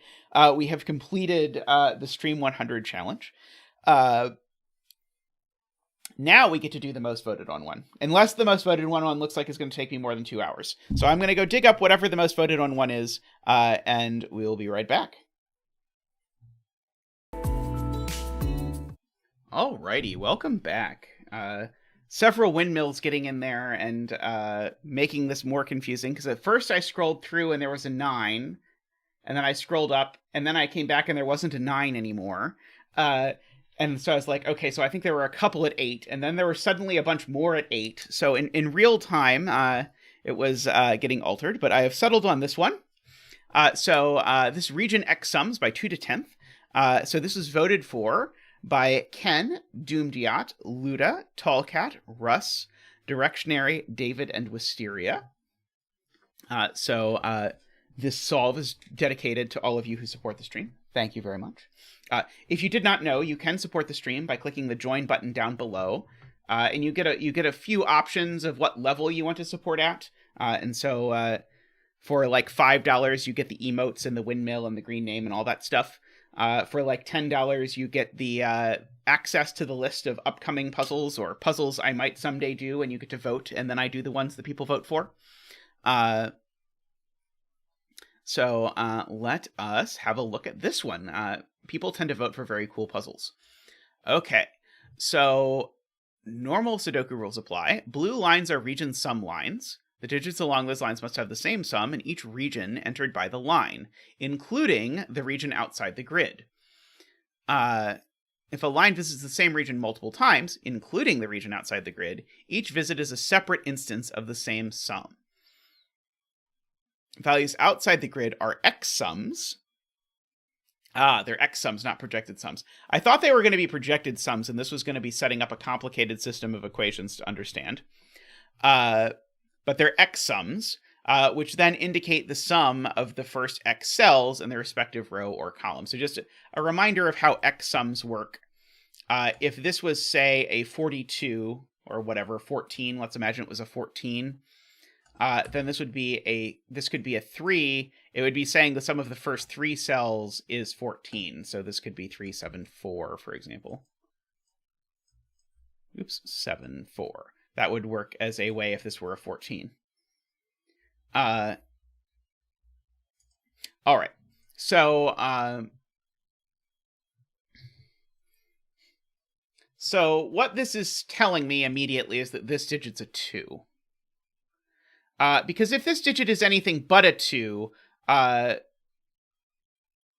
world is broken. Because if this, let's imagine that this digit was a 3, this would be saying the sum of these 3 cells is whatever this is, but this is also the sum of these 2 cells. So we get an instant 2 dance before we've even gotten a chance to put the betting tree in.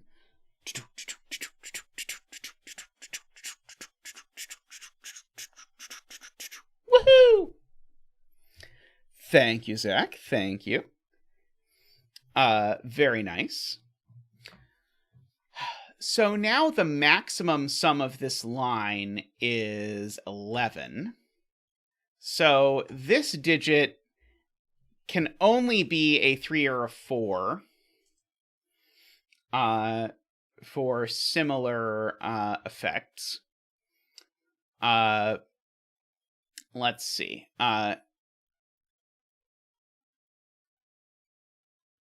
Oh yeah, 3 would immediately break. Okay, so this is going to be huge.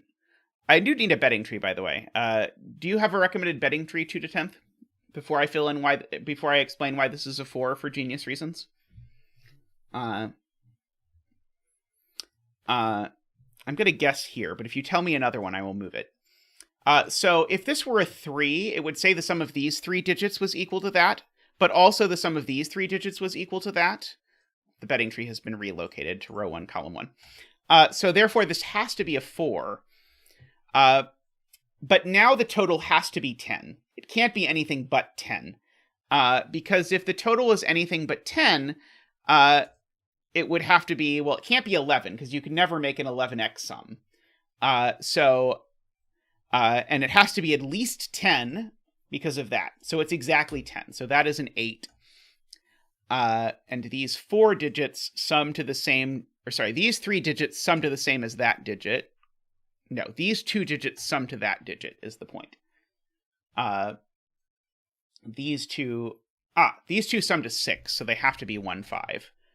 But there is no 5 involved in this, so that's a 1 and a 5. These are a 2, 3, in order to make that x sum all work out. Okay, I think that is a good start for these things. At least it seems to me like a reasonable start. So this sum can be done in 2 digits.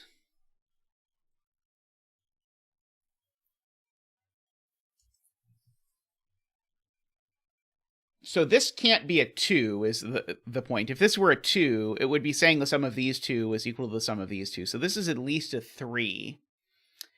But it can't be very large. Because if this was much larger than 3, then I don't think I could make this work. So what's the largest this could possibly be? I don't think 5. Oh, well, there's no 5. If this was at least 6, the sum would need to be at least 21. That's okay.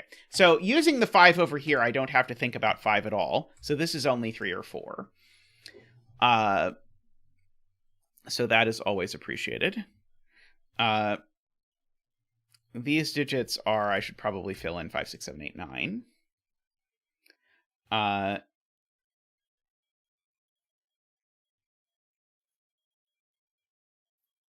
Okay.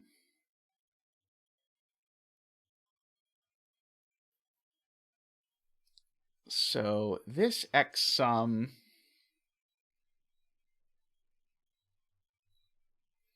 So yeah, so what is this? If I'm going to get the sum of these 3, the maximum the sum of these 3 could be is 976.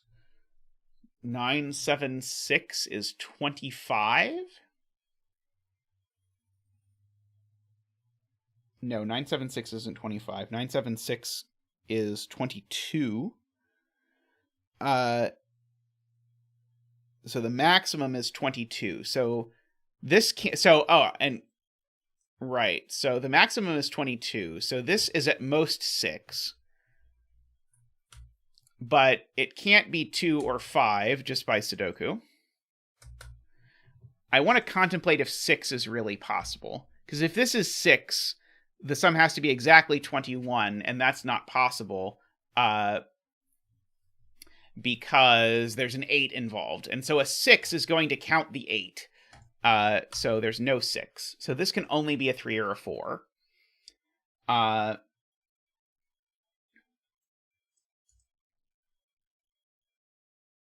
Okay. I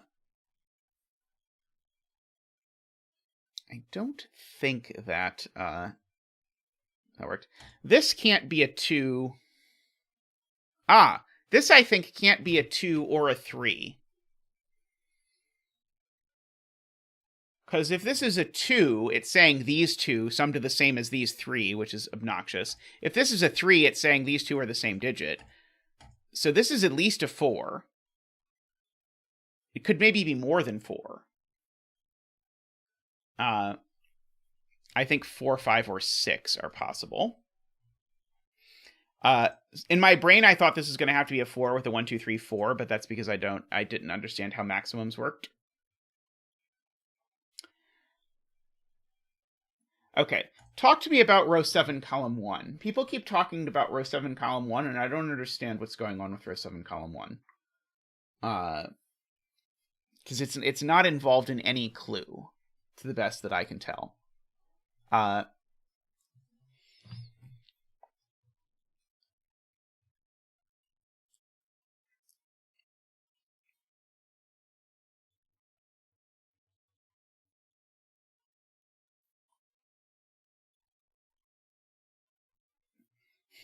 We're just throwing out random other cells. There's an interaction between these two. Oh, it's because my labels are wrong. That's the point. That's the point. It's because the labels are... because I'm using the labels. See, but Isabella, the screen is labeled with this being row 7, so I'm using that. If we're going to use real numbers, we should turn that off. Okay. So this cell certainly is restricted. So it can't be 2 or 4. It can't be 3 either, because if this were 3, it would be saying these 3 cells have the same sum as these 4 cells. Can't be 4, so this is at least 5.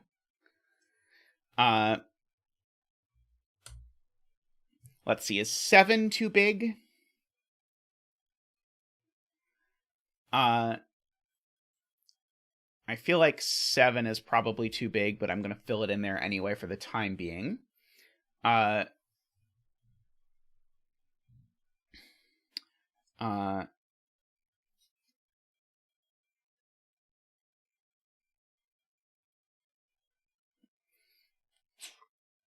Okay. So this digit here means these digits are small. They're from 1, 2, 3, 4, 5, 6. Which in turn means this digit is big. Okay, so here's a point that I can understand. So these need to sum to at least 21, but this is at most 9. So therefore this sums to at least 21 minus 9, which is 12.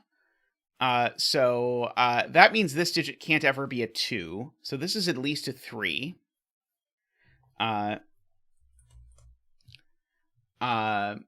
It's certainly not 9. 8's probably too big as well.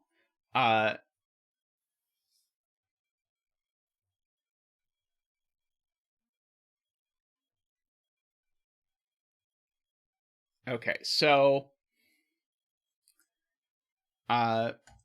So I'm looking at what chat is doing with sort of the math of this. So if this was a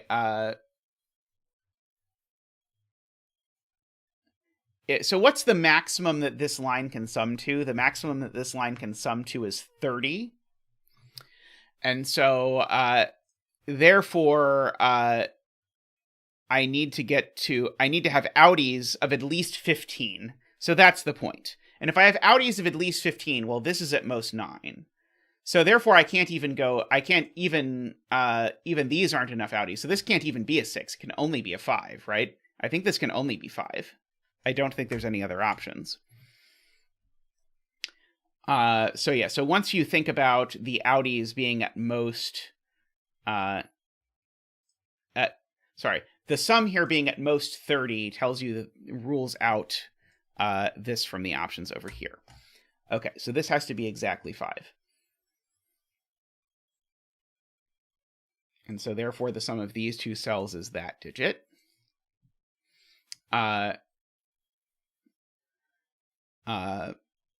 The way I did that is completely different than whatever chat was saying. I still don't completely understand what chat was saying, but it made sense eventually.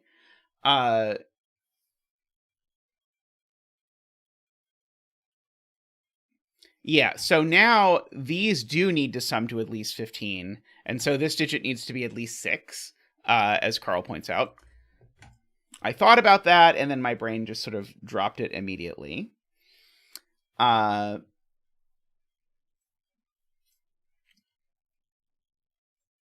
So let's think about the sum of all of these together. The sum of these together is at least 21. So the sum of these is at least 12. Maybe that's not interesting. Yeah, I don't think that's actually that interesting.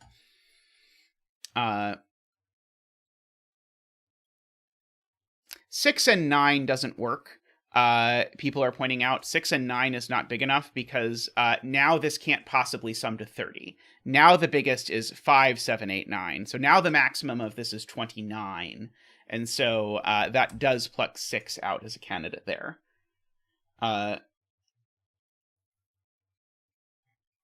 Okay.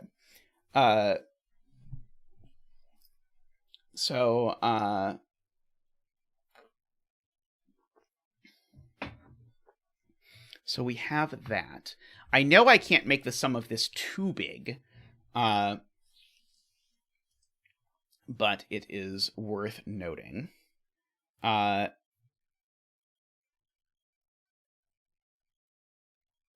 8, column 6. Yeah, this is a sum of 3 digits, so it's at least 6. But Carl is telling me this can't be 6. If this were 6, these would add to at most 15, and they can't add to at most 15. So this can't be 6. I need these to add to at least 16, because the outies need to be at least 16. The maximum amount of my outies is actually 17. So actually, because the maximum of the outies is 17, because it's just the sum of these two digits, that actually puts quite a constraint on what these digits can be. Because, oh boy, so my outies would be 17 if my total sum was what? If my total sum was 28. So my sum here needs to be 28 or 29, which means that these are from 6, 7, 8, 9. Because 6, 8, 9 would give me 28, and 7, 8, 9 would be 29. There's definitely an 8 and a 9 in here. Of course, this one's not 8 by Sudoku.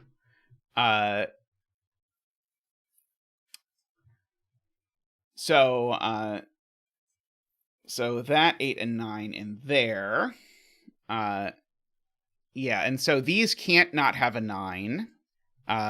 I was looking at that. So Carl's point is that now that's a Jovi on 9s. This cell could never be a 9. because then this would be, the x sum would be 45. So there's a 9 over in one of these two cells. This certainly isn't a 9 anymore. This not having a 9 in it is actually very interesting, because it means the sum of these two now is at most 15. Oh, this is not an x sum. Sorry, you're right. That can be a 9. That is not an x sum. You're correct. That's the x sum. But yeah, this is summing to a maximum now of 15. So this is now summing to a maximum of 15. Which is interesting. Let us see. So we've said before that this digit is the sum of these two, in order to make the x sum work. I don't think that's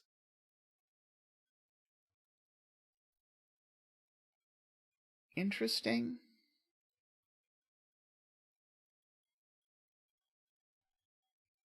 Yeah, I think it just re-gets me the same thing.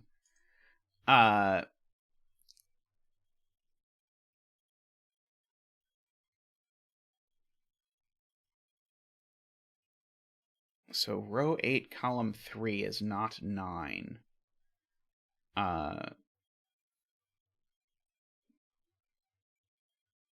Right. Okay, that's cute. This can't be the 9, because if it was, these would sum to 9, plus a minimum of 7 would make this at least 16, but we've said it's maximum 15. Okay, that's very subtle. So that's a 9 and that's a 9.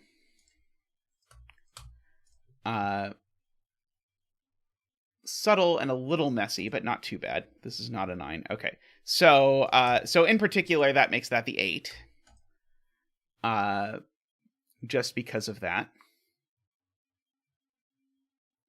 9 still has 2 options in box 7.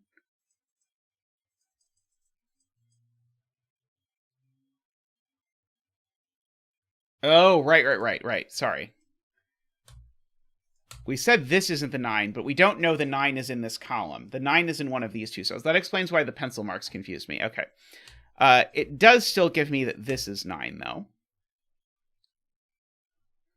Ooh, brownies. Do you have ice cream to go with the brownies? I feel like brownies with ice cream is a fantastic joy to behold.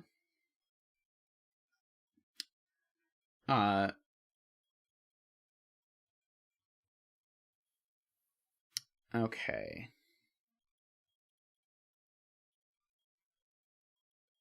So yeah, if this were a 6, these would be exactly 2, 4, but that's not very interesting, I don't think. Oh,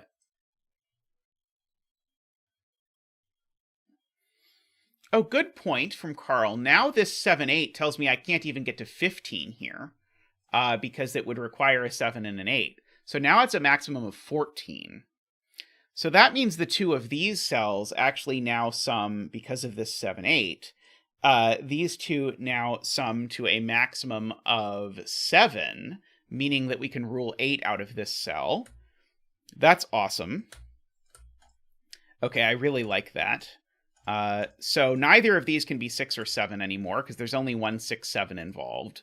And in fact, you could just do it that way. It sorts out all of those. So we have that. So now these sum to 6 or 7.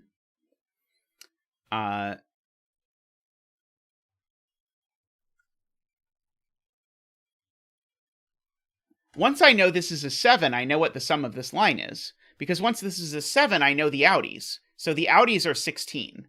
And so if the outies are 16, that means this needs to sum to 29, which means this needs to be a 7, which means these two need to sum to 7. They can't be 2, 5, so they're, of course, 1, 6, or 3, 4, but it doesn't matter because the rule of 45 is always going to be followed. One of these two is now going to be 8. There's a 5 on this line. Oh,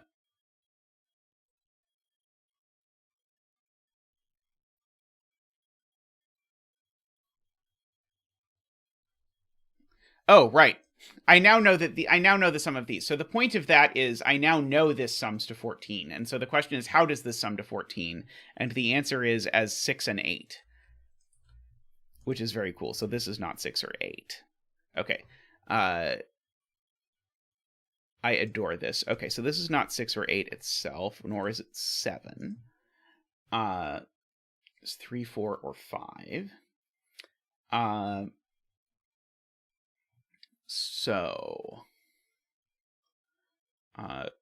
So now if this were a 5, now these 3 digits need to sum to a preposterously large number, right? If this were a 5, I now need to sum to 30 and then sum. So this can't be a 5 anymore because the 5 digits would sum to a bajillion d million d. So now, chef's kiss, beautiful. Now I know how I'm summing to 7, because I can't do 3, 4, and I can't do 2, 5, so this is 1, 6. And this, like every 9 arrow and every arrow puzzle, is 2, 3, 4. So we get that. That makes me happy. Okay. So we still have this 9 down here. I don't think it's going to do too much. People are claiming even 4 is too big because it would be at least 4 plus 6 plus 7 plus 9, which is more than 24. It's true. You would get to more than 24. So this does have to be a 3. So if that's a 3 now, we now know that these are summing to 19 for whatever purposes you would like.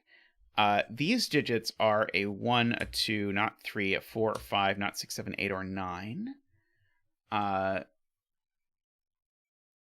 This one's not a 5 by Sudoku. This one's not a 2 by Sudoku. Let's see.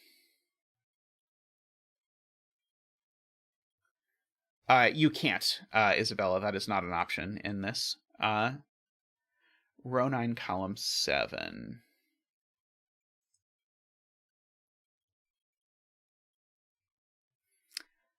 Garian's point is genius. This cell can't be 9, because if it was 9, these two would have to sum to 10. But it couldn't be 1, 9, 2, 8, 3, 7, or 4, 6. I love that. This is just a delightful puzzle. One of these is 3. Just Sudoku logically. This is a quad. 2, 3, 4, 5, 6, 7, 8, 9. Yeah, but we all know the downside of that, 2-10th.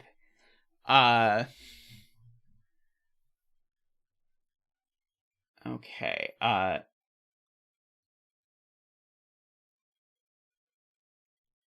Screaming Ice Cube is maybe a smidge behind in terms of that digit.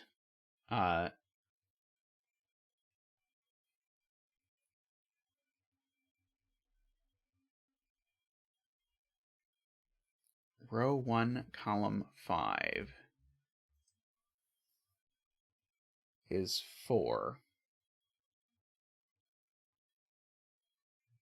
What? I don't understand. This digit's already entered. Oh, row 1, column 5. Sorry, row 1, column 5 is this cell. Okay, so this is a 5 because of something. So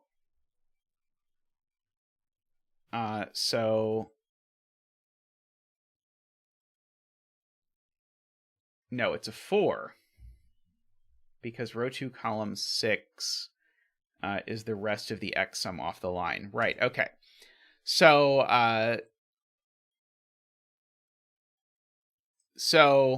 the point is here, if this were a 6, let's just draw in this being a 6, this digit has to be the sum of these 4 cells, which is just not possible. This could never have been a 6.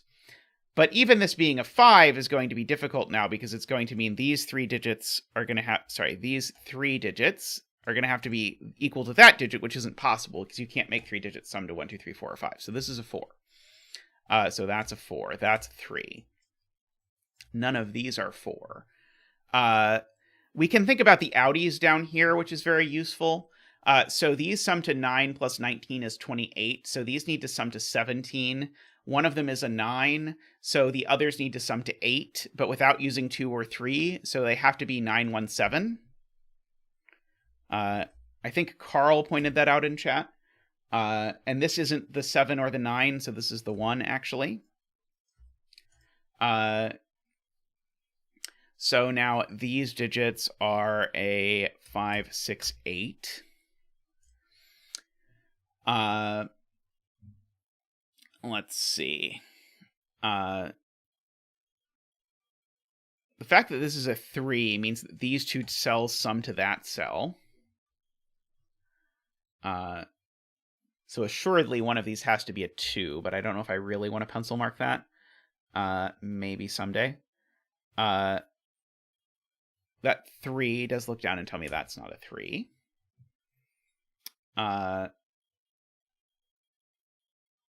Sven's help doesn't work on this puzzle, because this is not a standard grid. So Sven sadly cannot help us. I actually knew there was a 7 down here with a 9 before already. Oh well. It just means that the Sudoku isn't going to help us.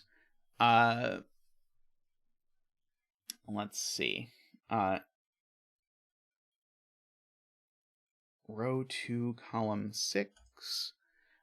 Yeah, this is the sum of these 2 cells. And so this cell being the sum of these 2 cells, as Martin points out, is big, because I can't make 1 or 2 be the sum of 2 cells. So this does have to be a 5, a 1, and a 2, and now these 2 cells sum to 5, they have to do it as, these 2 cells sum to 5, they have to do it as 2, 3, because they can't do it as 1, 4. But if they do it as 2, 3, that's the 3 and that's the 2. So that does a ton of work.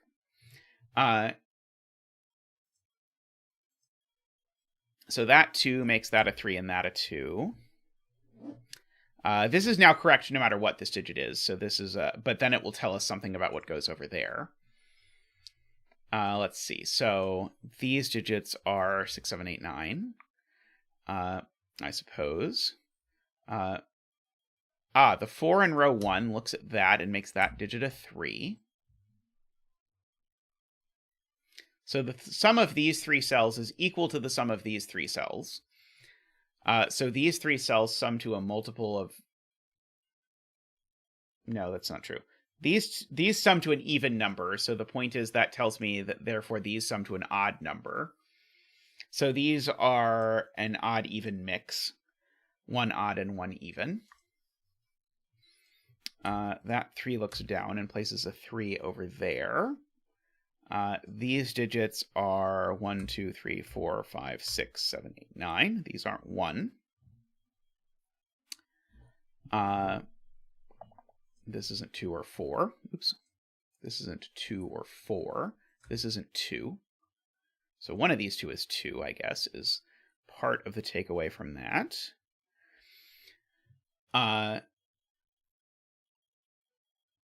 The even has to be 6 is a good spot from Carl. So there's definitely a 6 in here because remember we argued that these have to be an odd and an even, except these cells C 2, 4, and 8. That's a very cute spot. So that 6 there actually gives me a digit down here, making that a 1.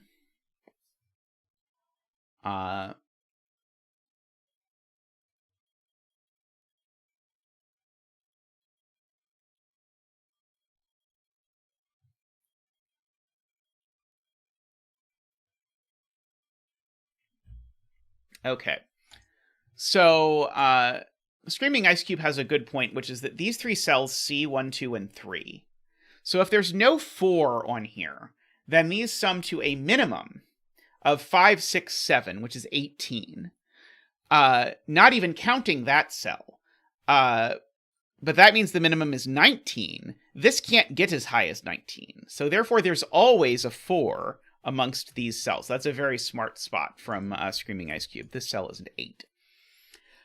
What is actually the minimum? If it's 4, 5, 6, this would be 15, 15, 17 is the minimum.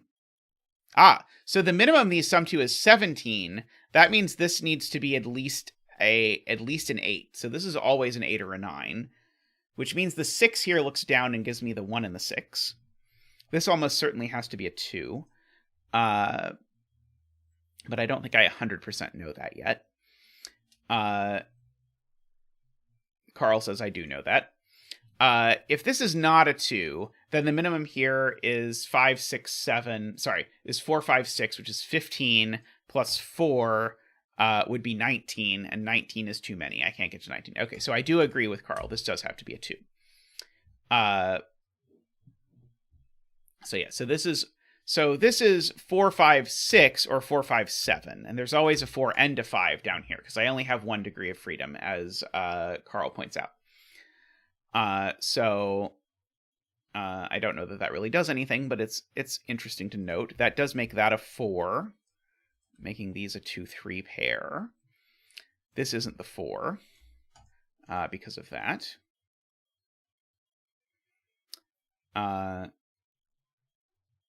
Does place a 5 in box 1. It was a close one, but we just managed.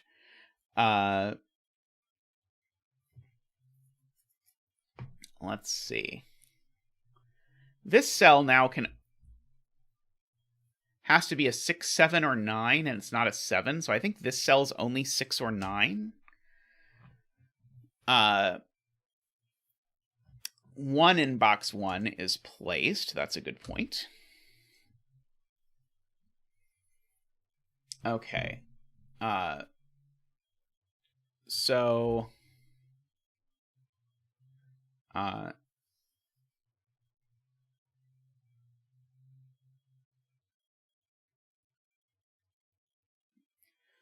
if this is 6, that doesn't work. Because if this is 6, these sum to 12, and so these need to sum to 12, and that doesn't work.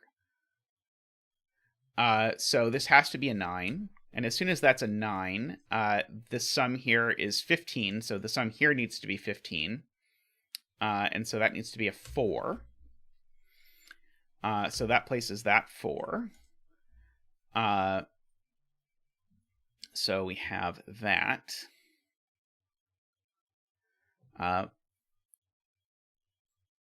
Oh, cute.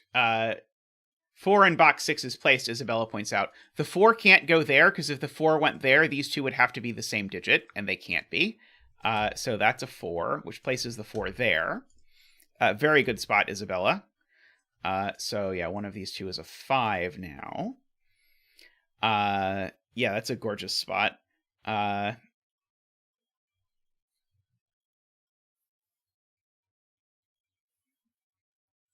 Okay. We still need to put some low digits in this column. We have not put a lot of them.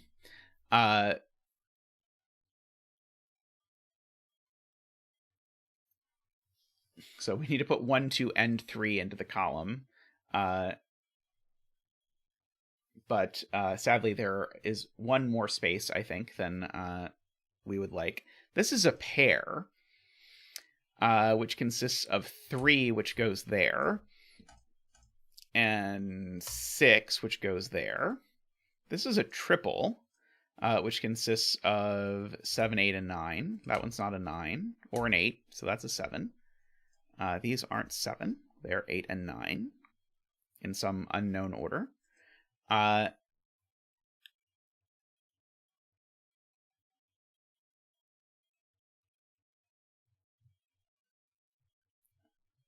Oh, weird. Carl points out now 7 is placed in column 5 by Voodoo, because now 7 in column 5 can only go there, which means that these two need to add to 11.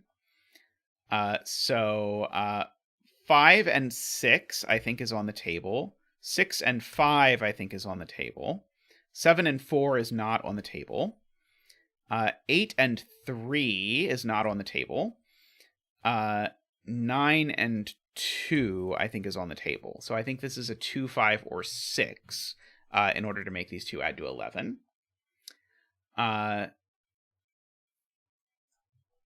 These aren't 4.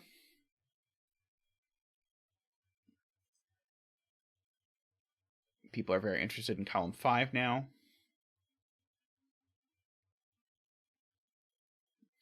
These aren't 7. Oh,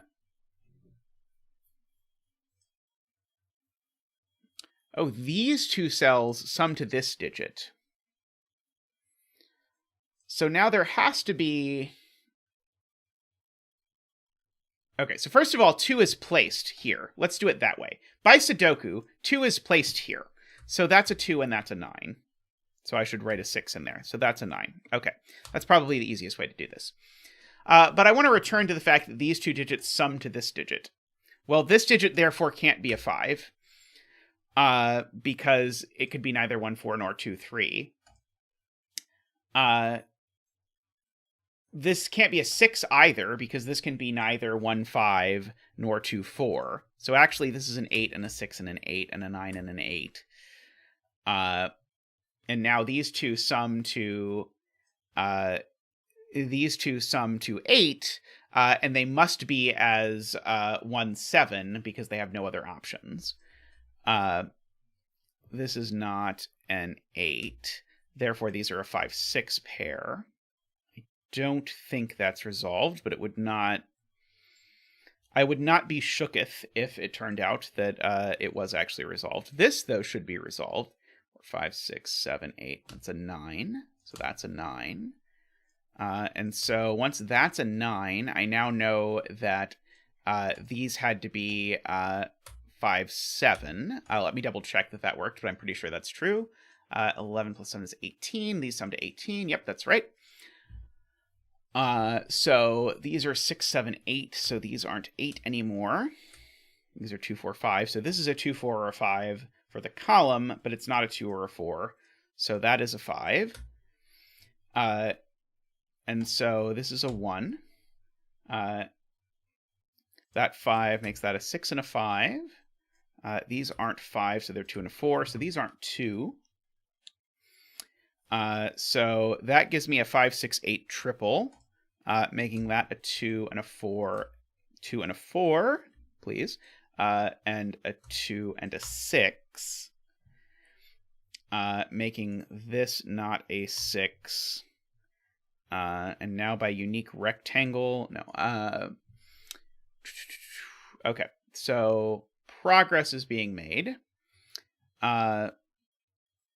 So those are a 5, 7 pair, looking at a 6 over here. So those are a 7, 8 pair. Alrighty. 9 now in this box, I guess, lives in 2 places. Let's just fill in this column. So we've got 1, 2, 3, 4, 5, 6. This is from 7. Oh, there's a 5 in the column. Okay, never mind. Never mind. There's a 5 in the column. That makes this much easier than the thing I was about to do. So we get all of that nonsenses.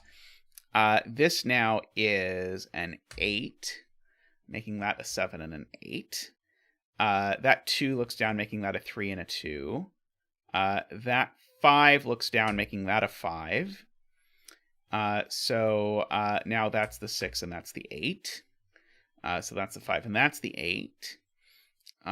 This is a nice quad. 1, 2, 3, 4, 5, 6, 7, 8, 9. And no, it is not a nice quad just because it has 6 and 9 in it. I just like quads. What can I say? Okay, that 1 makes that a 3 and a 1. And that 9 makes that a 6 and a 9. So now in this row, 5, 6, this is a 7. And so our betting tree for the puzzle is a 6. Congratulations from Zach and I to all of you 6 bettors out there. May all your betting tree's wishes come true. Loved that puzzle. That was gorgeous. I feel like I was a bit slow at a few points in that solve. but I also feel like a bunch of people in chat had also solved the puzzle before, so we're naturally faster. I mean, I don't feel like 40 minutes is a terrible amount of time to have spent on that. But yeah, very, very cool puzzle. There's a lot of really nifty logic in there. I quite enjoyed it. Awesome. Alrighty. Well, let me go dig up whatever the next puzzle is. We'll see how the votes have shifted around. I'll pick up whatever the next most voted on puzzle is. Unless the next most voted on puzzle is Jay Dyer's 5-star ambiguity puzzle, I'll wait to do that one next time. But we will see. Be ready. Welcome back, where we have the age-old question: which is harder, a 5-star Jay Dyer puzzle or a 4-star TotallyNormalCat puzzle? It's not clear to me what the answer is. I will pause again to ask, if you've not yet done so, please take a moment to like the stream. It really does help people find the stream, so if you have just sort of shown up and haven't gotten a chance yet, please click the like button. Very much appreciated. It's helped us get a lot of new people in lately, which I very much appreciate. P.S. If you are new and you haven't yet said so, feel free to say hello in chat. We're a friendly group. And I like to see the new names in chat. It just excites me. Alrighty. So this puzzle, next up, was tied with Jay Dyer's puzzle, which I promise we'll do next time because I'm very much looking forward to Jay's puzzle. This puzzle, though, which I'm also looking forward to, this is by TotallyNormalCat, and it's voted for by Niv, Naverio, Doomdiat, Luda, Russ, Chili, Derek, and Eric, and David. Congratulations. Thank you to all of you for your support. So we'll dedicate this solve to you. Zach will be very happy as well. Zach appreciates your support. Gets him the nicer fish. So what are the rules to this puzzle? So we have normal Sudoku rules and normal Yin Yang rules. So same Yin Yang rules as we did a bit ago, which is to say we have to shade and unshade various cells in the grid, such that we never put a 2x2 that's either all shaded or unshaded, and such that the shaded and unshadeds are connected. And so just a reminder, and I'm not going to go over this again because I went over it earlier today, that means the shaded cells around the border are connected and the unshaded cells around the border are connected as one consequence, and you can't have checkerboards as another consequence. Okay. Clues outside the grid give the sum of the first contiguous block of shaded cells seen from that direction. Okay. So, contiguous block of shaded cells. Okay. So, there's a contiguous block of shaded cells in row 1 that sum to 38. So, what's the smallest number of digits I can get to sum to 38? I feel like the answer to that is 6. I think I can get 6 digits to sum to 38. And so what that means is these are always shaded. Actually, I'm going to make shaded purple.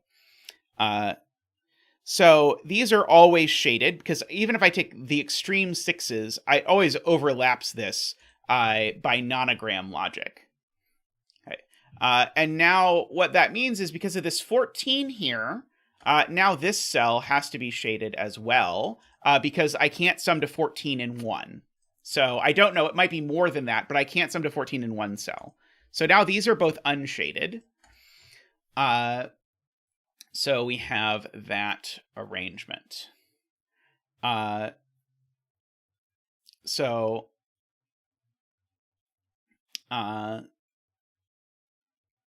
we have that.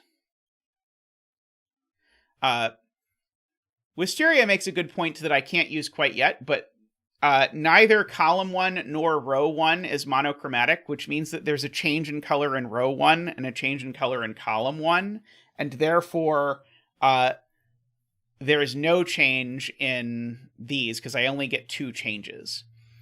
Do you have a good bet cell, TotallyNormalCat, by the way? I see that we have a TotallyNormalCat in chat. So if you have a recommended betting cell, I will happily take it.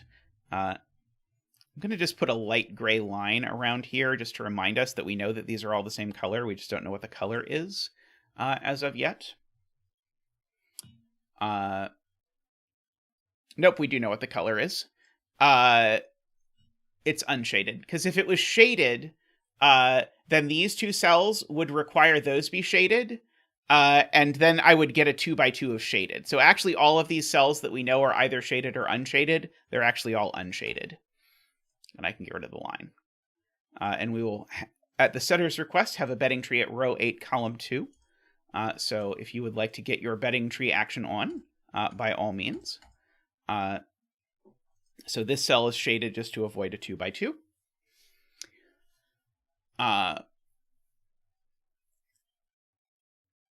Okay, so yeah, so now because the purple enters this column, I actually now know the purple enters this column. Garion thinks we might have gotten overzealous, which is possible. Maybe those we don't actually know.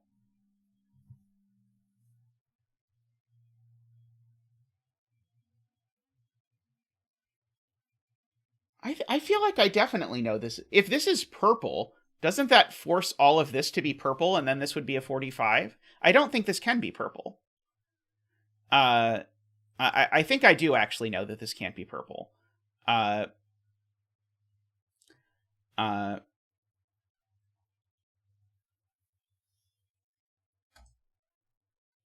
And my purple, here's the thing I was about to do. The purple here is going to wrap around here, because I've got to wrap the purple far enough that I get to a 26 clue, which is going to require wrapping the purple at least 4. That's going to be yellow. This has to be yellow because I have a 38 clue, not a 45 clue. So I can go at least that far. One of these 2 digits is a 7, because they can't both be 2-digit sums to 7, or I would create a 2x2. So one of these is a 7. But one of these is less than 7. Does that tell me that I can't get to 26 and 3? I don't think it does yet tell me that I can't do the 26 and 3. Yeah, so good point, though. I should, from Josh Johnson, I should also do the other direction. So the 26 clue means the outies are 19, which means that because I'm coming from this direction, I need at least 3 cells of yellow. So I should definitely do that, which makes the betting tree shaded. Congratulations if you had that the betting tree would be shaded.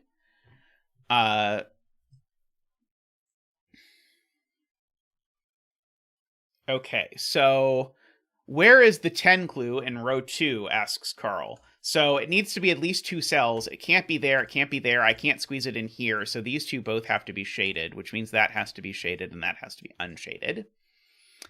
That was awesome. This now has to be unshaded because it has to get out. So now these 2 cells sum to 7, for whatever that's worth. So these cells sum to 17. That's, I guess, not quite restricted yet.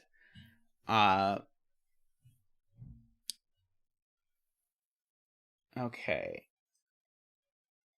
So the 12 clue ain't here because it would require 2 cells and it would create a 2x2. So my 12 clue is over here, but as Carl points out, I have to separate the 12 clue from the 7 clue for multiple reasons. So the 12 clue is always going to include this cell, because if I make that yellow, I don't have room for a 12 and a 7 over here. So this is part of the 12 clue, but then no checkerboards immediately gives me that that is purple. But now the yellow has to get out, which is going to give me all of that, and that, in fact, and that. And I've now got my 7 here. Did I do that wrong? Isabella doesn't believe me. Yellow can connect in column 2. Okay, so let's go back. Okay, so that yellow needed to go there. Okay, let's go over this again slowly because I think I screwed it up. So let's be careful. So this cell has to be purple because otherwise I can't make the 12s. This cell has to be purple because I have to avoid a checkerboard. This yellow has to get out, so that yellow goes there. Oh yeah, one of these is yellow, but maybe I jumped the gun on which of these is yellow actually. I think you're right. I think I did presume that one of those was yellow when I did not in fact know which was going to be yellow.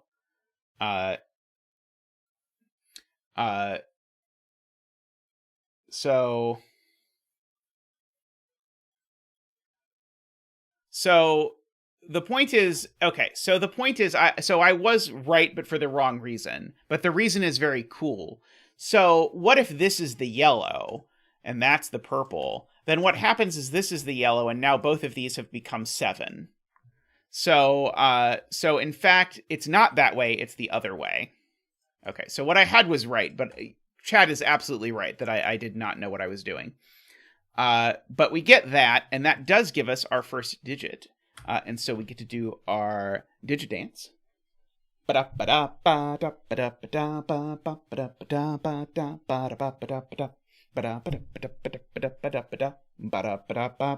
Woo! Thank you, Zach. Thank you. Okay, so that is a 7. It's funny that this is a 7, because it's not that 7. Right? I know that, right? There's no way that this is all yellow. Something must break if this is all yellow. Yeah, if this is all yellow, I get a purple 2x2. So there's a 2-cell sum to 7 in here, in purple, as well. And now these both have to be yellow, because if they were both purple, I'd have my sum to 12. And that doesn't work, so that's purple. Okay, that would have been a much easier way to argue that there's a second sum to sell, or a second purple, but whatever. There's my second purple. Okay, this is a very cool rule set, by the way. I know my 2-cell sum to 10, or I have a sum to 10 that's at least 2 cells, but that doesn't quite let me do anything. Right. I know that it's not a 1-cell sum to 7, so it's at least a 2-cell sum to 7. Absolutely agree. And it could just be a 3-cell sum to 7. No, it can't, because a 3-cell sum to 7 would create a checkerboard. If this were a 3-cell sum to 7, that would be purple and yellow, and that would make a checkerboard, which I can't do. So actually, that has to be yellow. That's slick. Slick as hell, as they say. These are a yellow-purple pair, because if these were not a yellow-purple pair, they'd either both be yellow, blocking this in, or they'd both be purple, creating a 2x2. But once they're a yellow-purple pair, I know the order. Because if it was purple here and yellow here, like this, I now have to put a 13 in this cell, which I cannot do. So it's the other way. That is the purple. That is the yellow. That cell is purple because I need at least 2 cells to sum to 13. Oh, that's what Martin was saying. And Eric in chat. So a couple people in chat were explaining the same thing. So that's purple. That's now purple to avoid a 2x2. This is now yellow to avoid a 2x2. Let's see.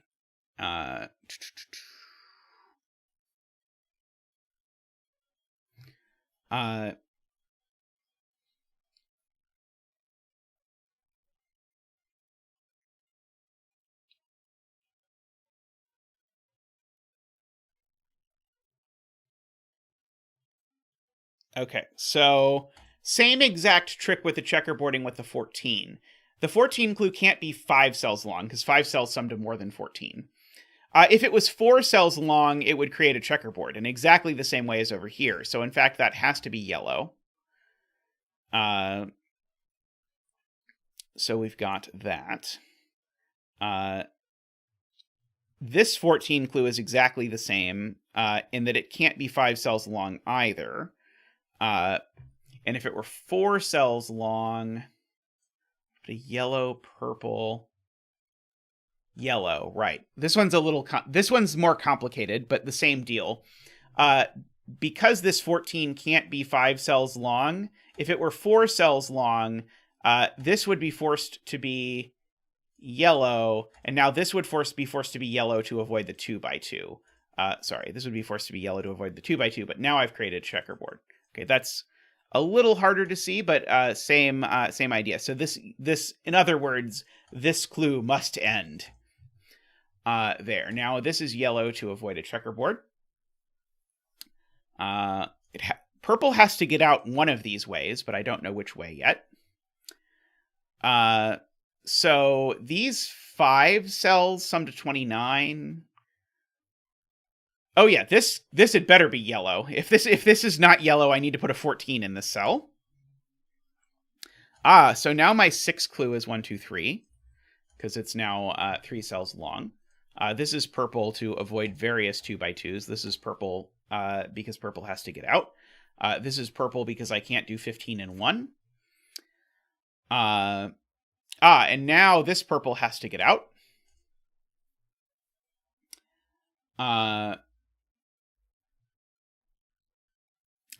This digit has just become 6, Carl points out, because it is a 1-cell sum to 6. I was very excited about the 3-cell sum to 6, but I should also have probably been excited about the 1-cell sum to 6.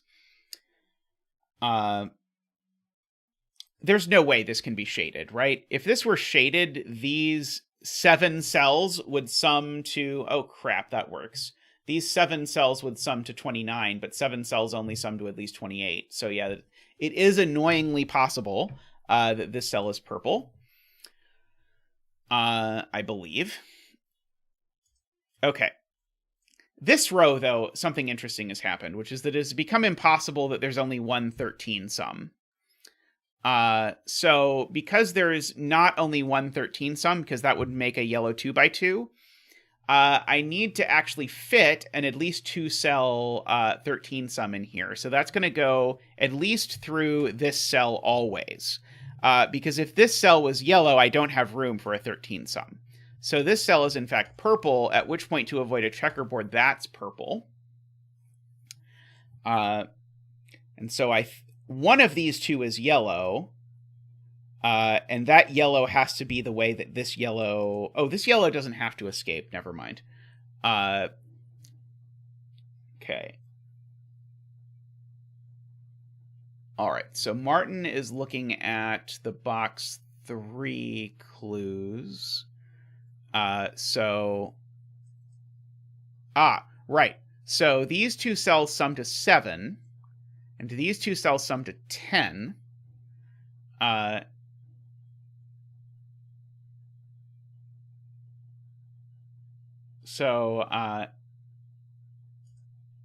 these 2 sum to 15. That's the point. Okay, sorry. I have an extra clue. The 15 clue I missed. So these sum to 7, these sum to 10, these sum to 15. So 15 only works with, let's just do this slowly. The 15 only works with 6, 7, 8, 9, which means this is 1, 2, 3, 4. But this can't be 1, 2, 3 by the column, so therefore that's a 4, and that's a 6, and that's a 9. And now this is 2, 5. So we get that. And so now these are 1, 2, 3, 4, 5, 6, 7, 8. Okay, so we get all of that.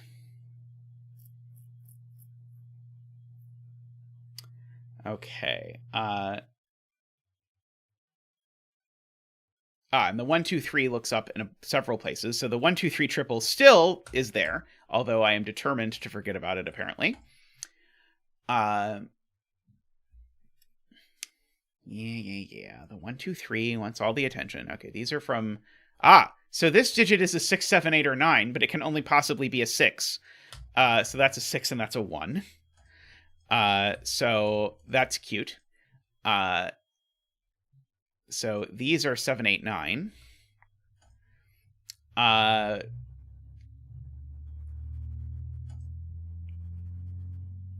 Let's see if this is yellow. That's yellow. That's purple. That seems okay.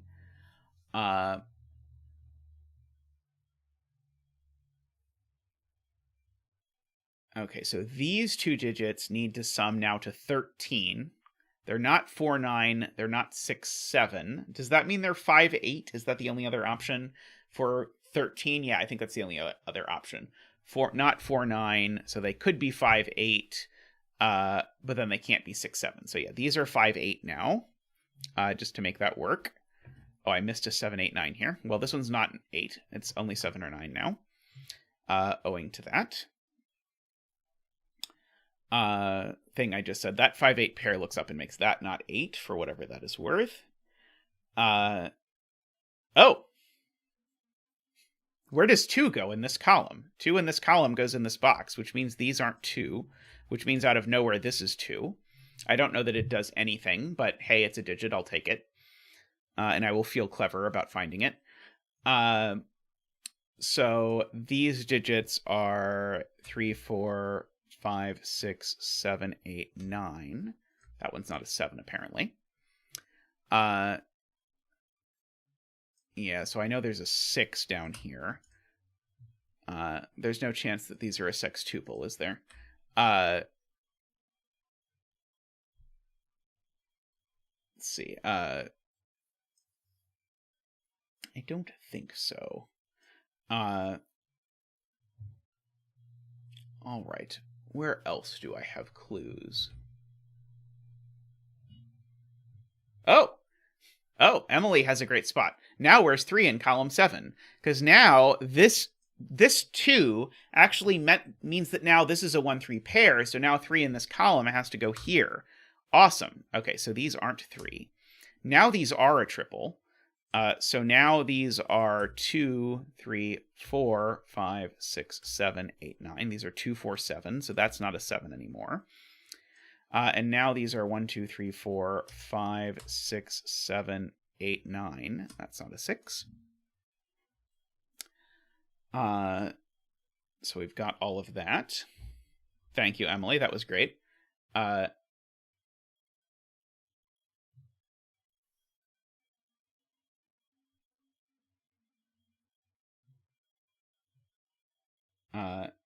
Carl says they don't believe that this can be a 4-cell sum to 13 now. Let's see. Certainly not with this being an 8. With this being a 5, if I wanted this to be a 4-cell sum, then this would be 5. These would need to sum to 8. And they'd need to be 1, 3, 4 exactly, which would make that a 7, 9. And so then the point is, I'd have a 1, 3, 4. I would have a 5 and a 7 and a 9 in the row. And so then this would have to be a 2-cell 13 sum. And so how would this 2-cell 13-cell sum work, given that it would not be from 1, 3, 4, 7, 9, 5?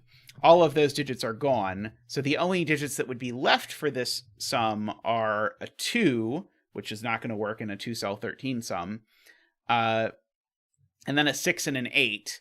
But 6 and 8 do not add to 13, so it would not work. So that doesn't. So it feels look-aheady to me, but I definitely can't make this work if this is purple. So therefore, that's yellow. Avoid a 2x2. Create that. This island needs to escape, so that's purple. This yellow, I need to keep reminding myself, does not need to get out. This yellow, though, does need to get out, which means the 7 is in here somewhere.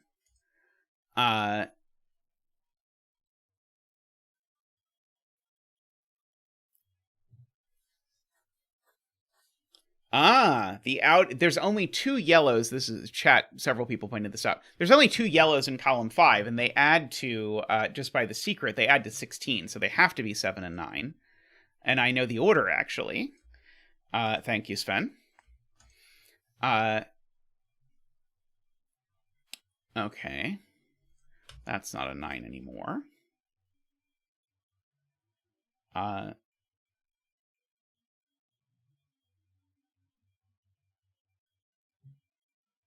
Now row 3, column 4, 5.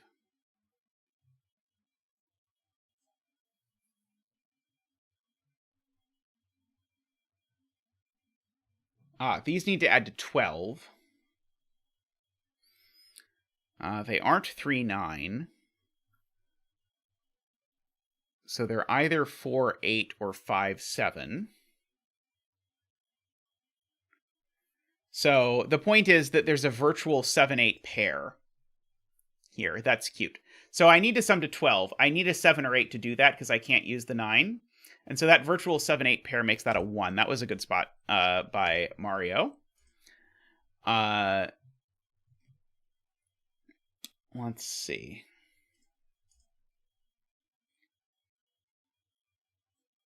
I need some yellow in this row.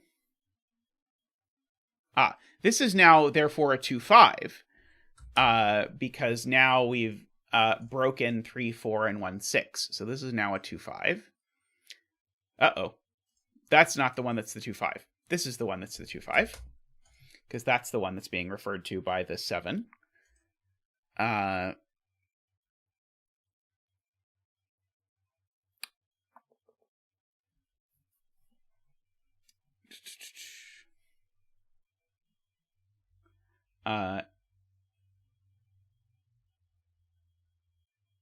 now the 12 clue. Right, now the 12 clue is now resolved, because it was either 5, 7 or 4, 8, but it can't be 5, 7 anymore. So this is now 4, 8, which now makes that a 7. This is a delightful puzzle. So gets us some... Gets us some of those. So these aren't 8. That is 8. Those are 5, 6, 9. Okay.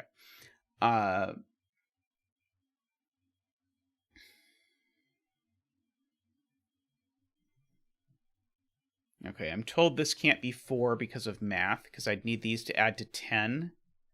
And I can't do 1, 9, 4, 6, 3, 7. I would have to do 2, 8, but I couldn't.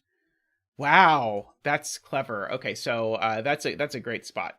So if this was a 4, I would need these two to add to 10, but every way is gone. Because the 4, 8 in the box takes out both of the ways that are even, and the 9 and the 7 in the column take out both ways that are odd. So that has to be 8 and 4. These have to now add to 6, and so they have to be 1, 5. I actually know the order. Oh yeah, tall cat. TotallyNormalCat. I would never have imagined that look-aheady step was necessary. Just that it was available, and chat found it, so I used it. But I expected that probably that was not an intended step in the solve path. So these digits are 2, 3, 4, 5, 6, 7, 8, 9. So can fill those in.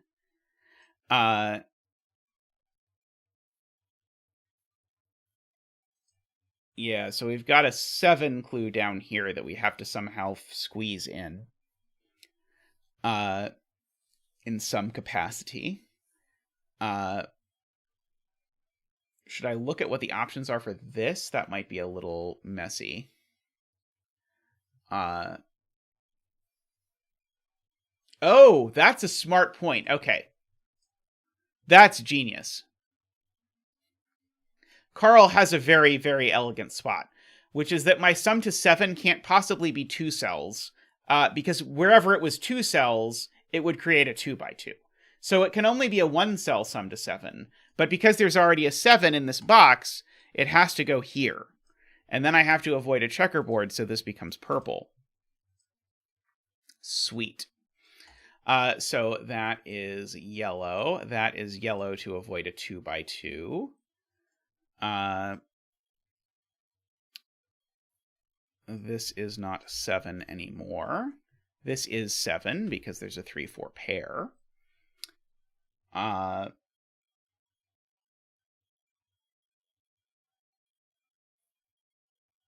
Okay, so now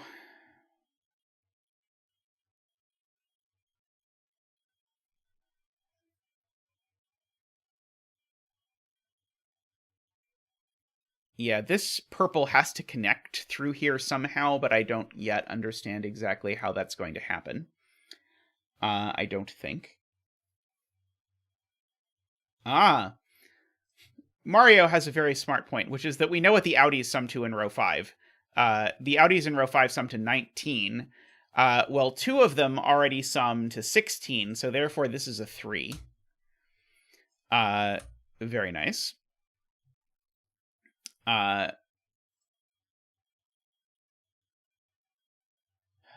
This sort of makes it feel like I'm supposed to force this sum, which I don't really want to do, but I probably should.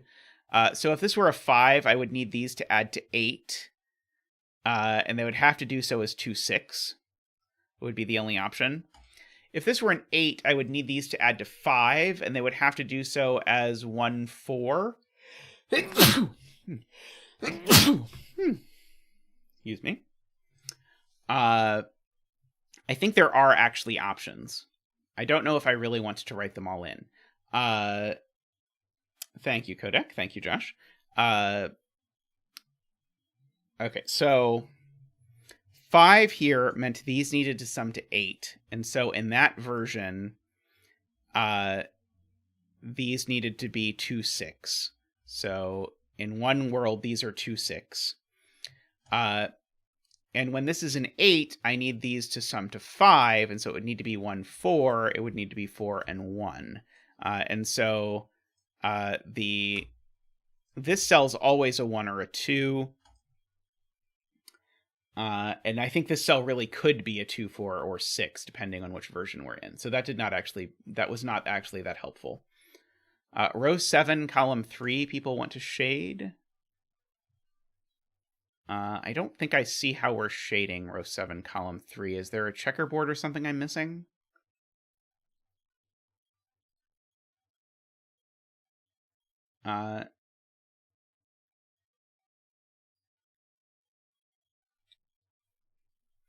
Oh, I see. Okay, it would break the 10 sum. Oh, that's subtle. Okay. If this were yellow, then this needs to go across to connect, but now I've got a 1 cell 10 sum. So I have to avoid a 1 cell 10 sum. So this has to be shaded. And so now this is unshaded. Oh, maybe this doesn't have to be unshaded. It could be that.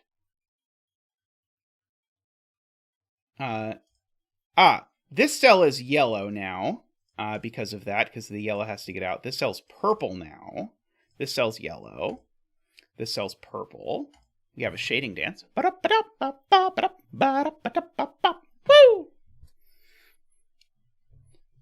Okay. Connectivity didn't do it because I didn't know whether this connected up or connected over through here at the time. At least not without something I think that was more complicated than noting that it would break the 10 sum. So these are from 1, 2, 3, 4. These are... so no, 1, 2, 3, 4, 5. These are 6 and 9. So that is a 9, and that's a 6 now by Sudoku.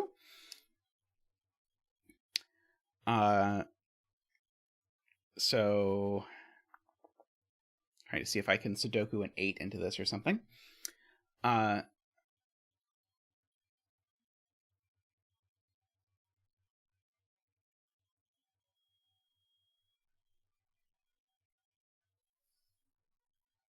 Okay. 6 in box 2 is placed here. Good.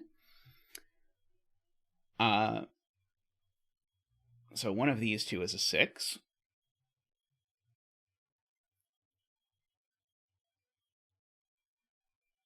Okay. So this is a triple. 2, 3, 4, 5, 6, 7, 8, 9. Yeah, I mean, I don't claim that you couldn't see it if you knew things that I had not yet figured out. I 100% believe if you knew things that I had not yet filled in the grid, that it would have made it easier to see it a different way. 1, 2, 3, 4, 5, 6, 7, 8, 9. This isn't 1 or 9. This is an 8. Let's see.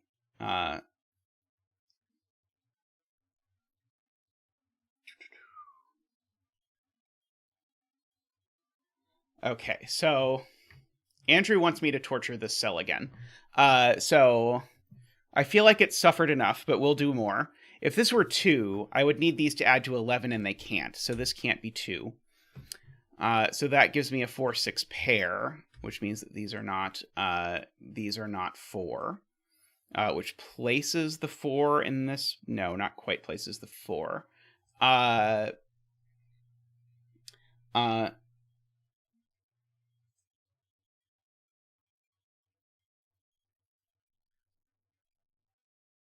Jovi on 3s somewhere. I do have a Jovi on 3s. Okay, got it. So I have a Jovi on 3s. No, sorry.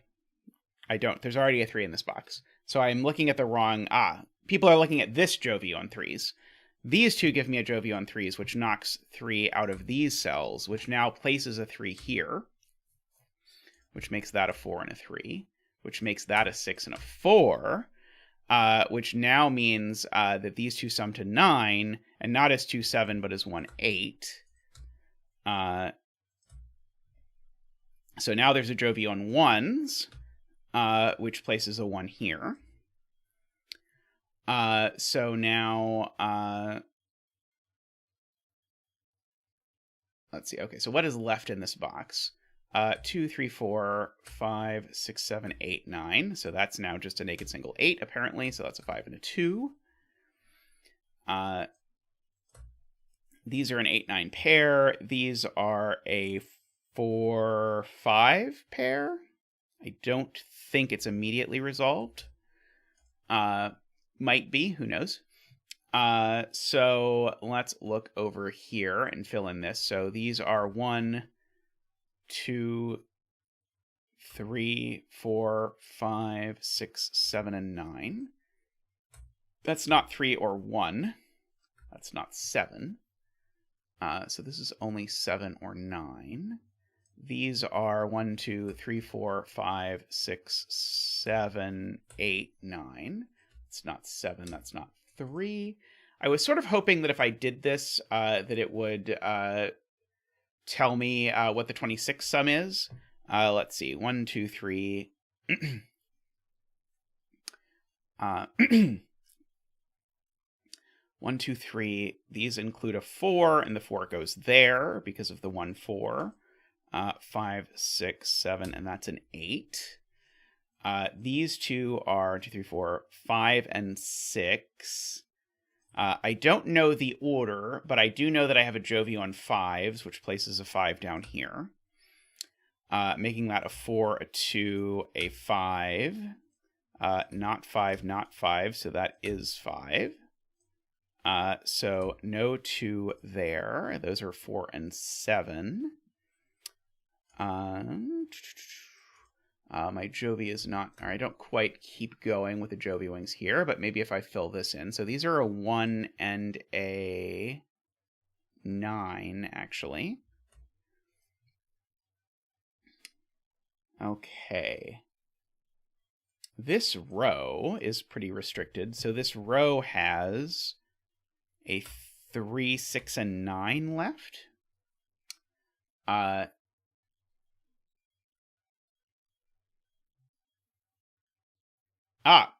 Right. There's a 1, 4 pair looking at this cell. Thank you, Carl. So that is a 7 and a 9. That's going to make this a lot less painful, I suspect.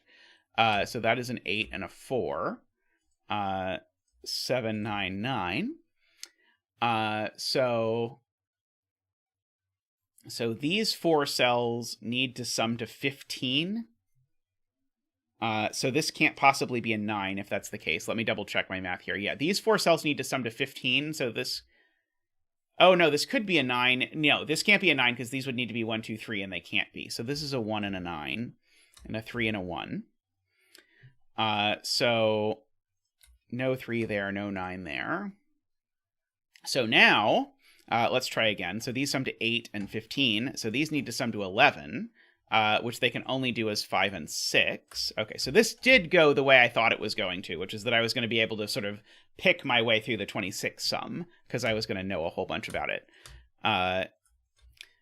which is going to let us sort of dance around the grid a bit. These 2 are 2 and no, not 4, 2 and 8. So 2 goes there, 8 goes there, 3 goes there, 2 goes there, 1 goes there, 3 goes there, 4 goes there, 1 goes there, 7 goes there, 4 goes there. This cell is a 6. Oops, This cell is a 6. And our betting tree of the day is a 7. Congratulations to all of the 7 bettors out there. May all your betting tree wishes come true. That was great. I really enjoyed this puzzle.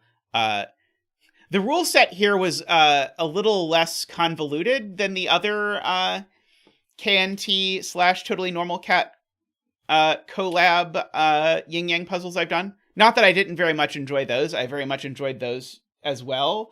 But this had this was closer to 3 stars than to 5 stars, because the rules were incredibly easy to understand and had many awesome consequences throughout the grid. Like the setting here was just spectacular. And I love any time you get sort of a complicated geometrical pattern out of some just numerical clues like this. Sweet puzzle, lots of sweet steps in there. I was very happy with it. I especially liked the 10 and the 12 clue right here, giving you the shading of the whole border, because you were able to conclude that these could not both be shaded because it would create a 2x2. And that just filled in everything. That was brilliant. But there were many great steps in there.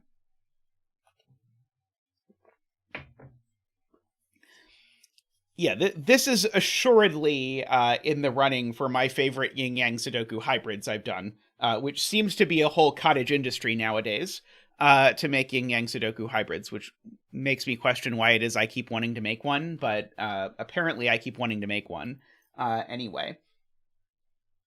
All right, I'm going to go take a quick break and pull up a 6x6 for us to finish with, so I will be right back.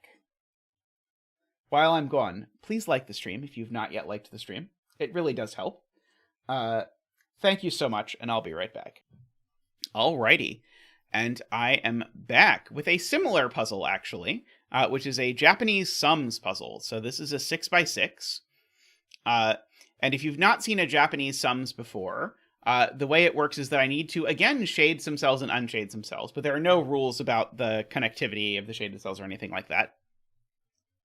But the clues outside the grid give the sum of the contiguous groups of shaded cells.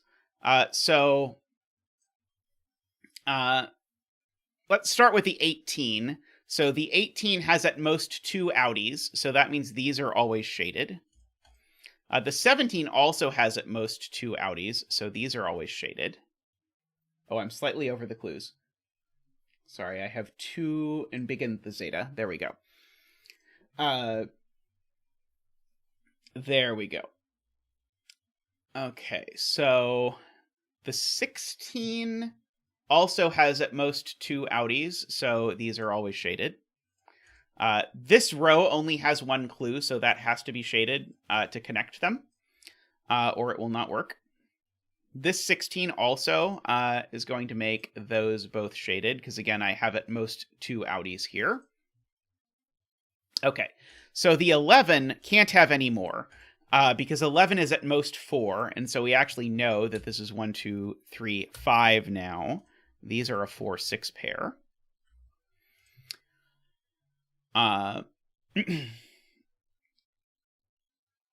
Let's see.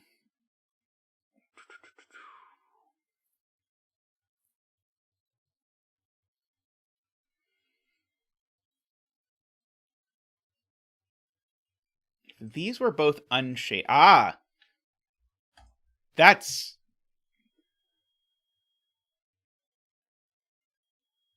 pathological. I can't believe you did this. These can't both be unshaded. Because if these are both unshaded, this is a 1, 2 pair. But the 2 in column 6 and the 2 in column 1 are both shaded. That's so twisted. Okay, so this is a 5-cell, or this is a 5-cell 18 sum. These are for 1, 2, 4, 5, 6. Apparently, yeah. There's a 3 shaded in one of these, or sorry, a 3 unshaded in one of these.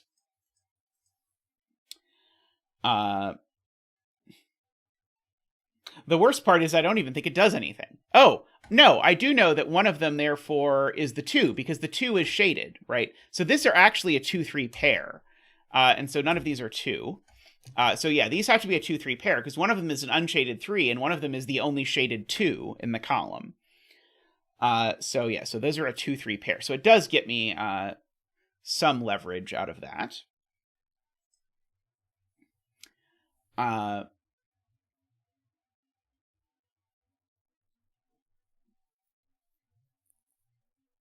I can't shade either of these, Mario points out, because that would be a 4-cell 8 sum, and I can't have a 4-cell 8 sum. So these are definitely unshaded. Annoyingly, I could just fit the 4 and the 6 before here if I went 4 and 6 like that.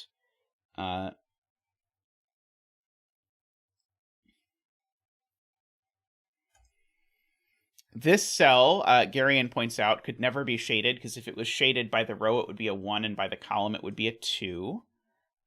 Enjoy that.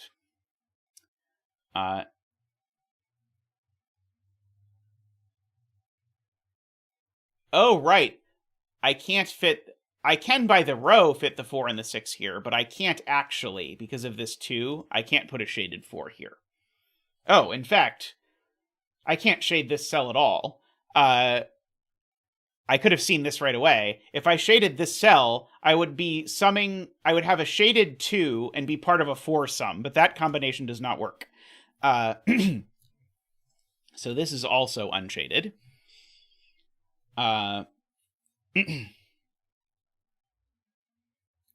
So there's some number of cells that sum to 4 here, and some number of cells that sum to 6 here. Interestingly enough.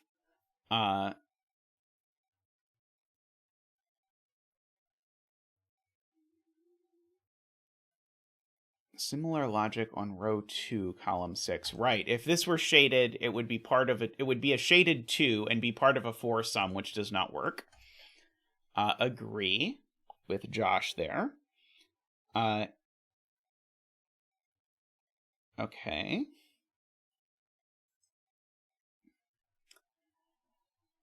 And I need a 5 sum and a 4 sum.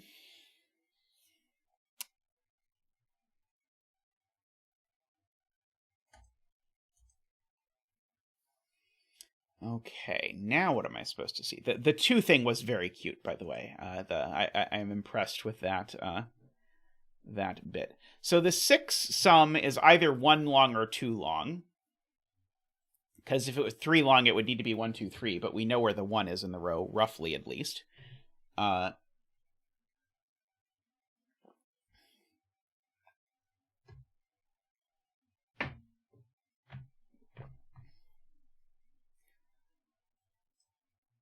Trying to figure out how to use these 4 6s or something.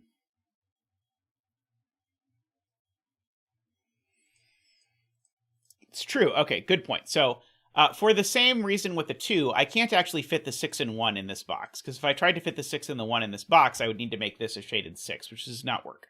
So there's always a 1 over here.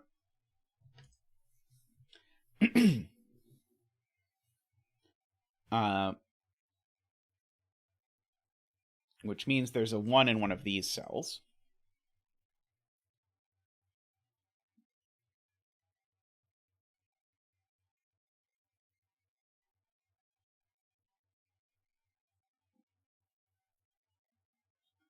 So Mars says row 1, column 3 can't be shaded because of the outies in the column.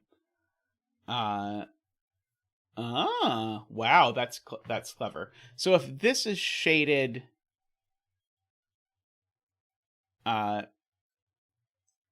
then these become an unshaded 1, 3,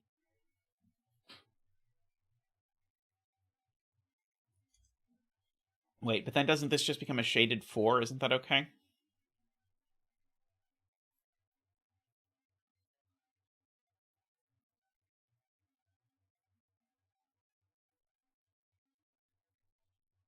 I think it might just work.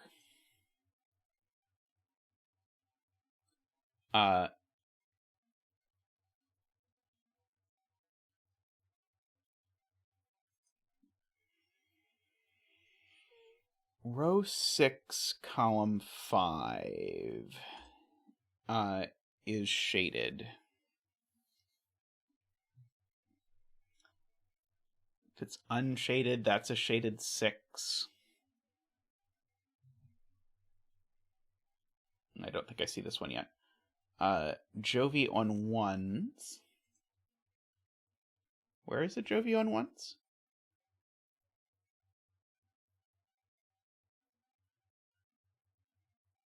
Oh, 6 and 2 are different numbers, fun fact. That's a good point. Right. This cannot be a shaded 6, because 6 and 2 are different. Good point. So therefore, this is always shaded. And so therefore, that's shaded. Therefore, that's unshaded, because 16 and 21 are different numbers. So therefore, this is a 1, and that's unshaded. Oh, the internet does not believe that 6 and 2 are different numbers. So if there's 2 outies, they're 2, 3 because of this 1. So these are either 2, 3 or a lone 5. So I guess I can mark that this is from 2, 3, or 5.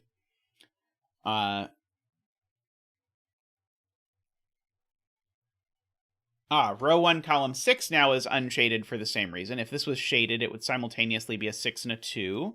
And 6 and 2 are different numbers. I am learning today for the first time. I could never have a lone 6 here. Could I have a lone 6 here, maybe? Avoid a 2 by 2.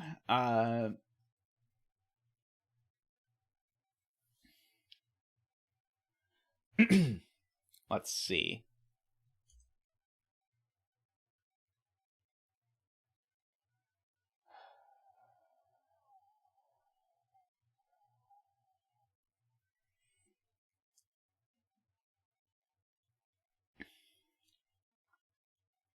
Okay.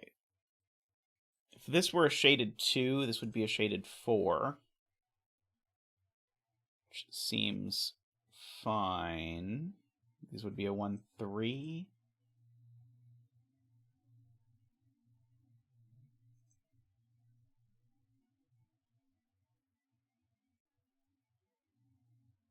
Let's see. Alima says this can't be 5. Let's see, it would make a 4, 6 pair in the box. It would make this a 2, 3 pair. Right. If this is a 5, it makes the outies 2, 3, but now I've got a 2, 3, 5 quadruple, which doesn't sound so good. So this is a 4 or a 6.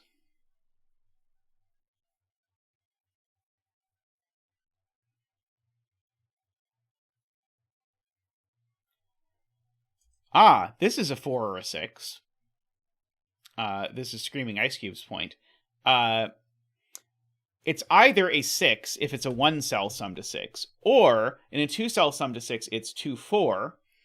But this can't be the 2 because that would put a shaded 4 here, and then we would come across something about that. So this is a 4 or 6, which makes this a 2, 3, 5 as well.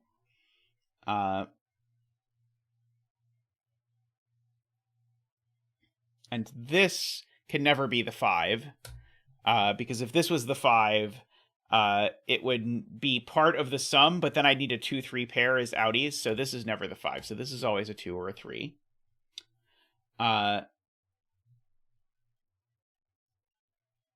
Let's see.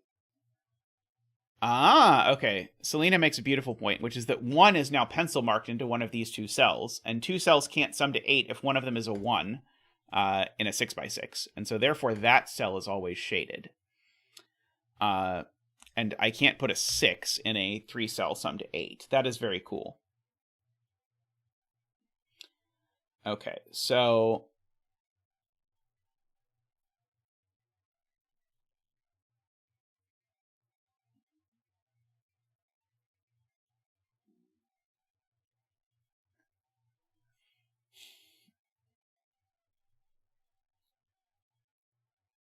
right, right. Okay, so if this cell was shaded, it would break the foursome. You have to be a little careful, but if this were shaded, it would be part of a 2-cell foursome, which would have to go 3 and 1, except it can't because of the 1 there. So this is unshaded, in fact, which means these are a 2-3 pair. That is a 5. So now the question is, can this be a 3 or a 1? And the answer is no, so this is a 4. Making that yellow, making this 1 and 3.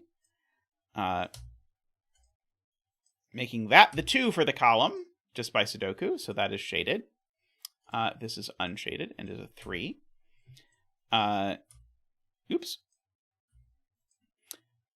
So now these need to add to 5, and they can't do it in one, or they can't do it in 2 cells because it could be neither 1, 4 nor 2, 3. So there's an actual 5 in one of these cells, and there can't be a shaded 5 here because 5 and 2 are different numbers.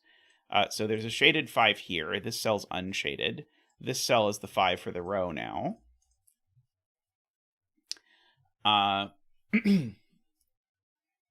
Man, I was trying to both do connectivity and avoid a checkerboard over here, but neither of them actually works, sadly. That's right. This is now yellow. This is now a 6. This is yellow because of that 2 being placed, so that's a 4 and a 6 and a 6 and a 4.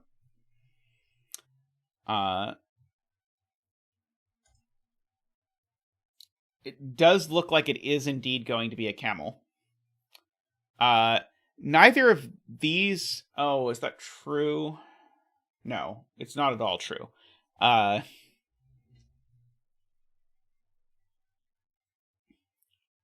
Never mind.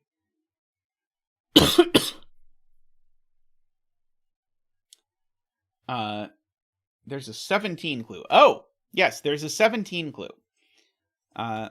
When in doubt, see what clues you have not used. So the 17 clue here means that these have 1, 3 as outies, meaning this is a 2 and a 1. Meaning that this isn't a 1 and that's not a 1, so that is a 1. These are, in fact, a 6, which goes there, and a 4, which goes there. Now the 4 clue is done, so that cell gets yellowed. The 6 clue is done, so that cell gets yellowed. This gets yellowed. And now these two are shaded by camel logic. This has to be shaded in order to finish the 16, because the 16 wasn't done yet. So this is a 4. And now this is shaded. It is a 2, making that a 3 and a 2, and a 1 and a 3. That's a 6. It's a 5. This row still needs a 6 and a 5. This box still needs a 1. This column still needs a 2 and a 5. This box still needs a 3 and a 4. This row still needs a 3. And I clicked my mouse in the wrong place. And a 2. Sweet picture. I don't even get to do the bit about pretending that I see a camel in the picture when it's not a camel, because this time it actually is a camel. So next time I do a Japanese sums puzzle, I'll have to do the bit twice. Balance. Alrighty, I think we've got time for another 6x6. So let me come right back with another 6x6.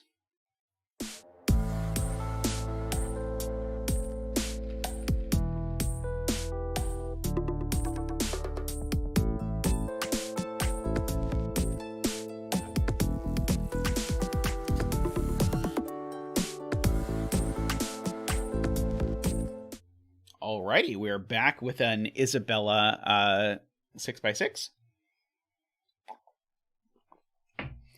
So here we have a reverse X sums puzzle. So numbers outside the grid show the total sum of the X number of cells starting on the opposite side of the grid. So if this is a 3, it's saying these 3 cells sum to 10. I believe is how that works.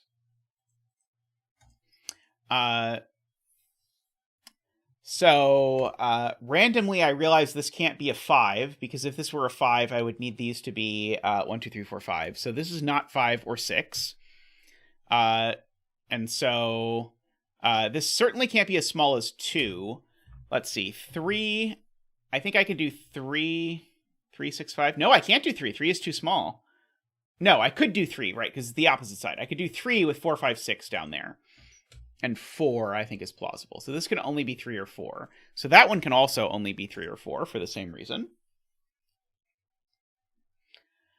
Let's see. My 10 could be in as few as 2. But it can't be in as many as 4 for the same reason. If this were a 4, I would need these 4 to add to 10. But I can't because I'd need the 4. So this is also a 2 or a 3. Aha! So now this cell is under enormous pressure. There's no way this can be a 5. So therefore, this must be a 4. Why am I putting the 2 3s over there? I don't know. Not for any good reason, at least. I've reversed the reversed X sums is exactly right. I have a terrifying feeling that this is going to be a 2-stringed kite, and I don't know what that means.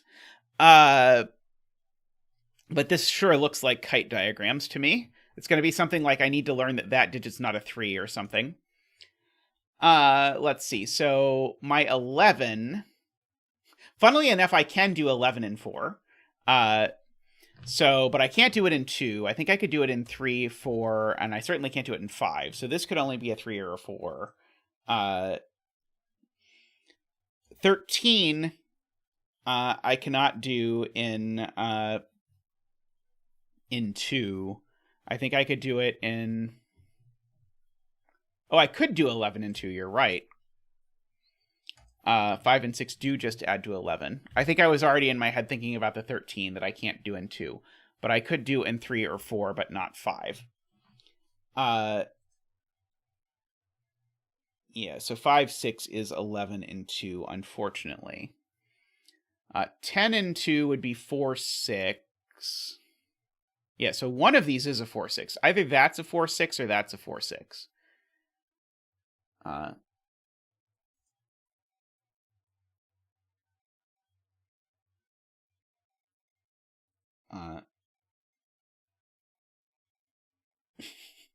My random guess as to what the kite would tell me is correct. Yeah, if this were a 3, it would put 2 3s into this box. So yeah, I think that is exactly what the kite would tell me, but I can't imagine a world where this works, or where that is the intended deduction. Let's see. So Carl says this always has to be a 4. So if this is a 3, that's a 2. Ah, right. If this is a 3, that's a 2 and the puzzle breaks. Because if this is a 3, it makes that a 4 and that a 4, 6, which does not work. Because 4, 6 is the only 2 cell sum to 10. So this can't be a 3. It is a 4, and that's a 3. And so that's a 2. That's a 3. These are a 4, 6 because they're a 2 cell sum to 10. Great spot, yeah, from Carl, as always. These 3 sum to 10.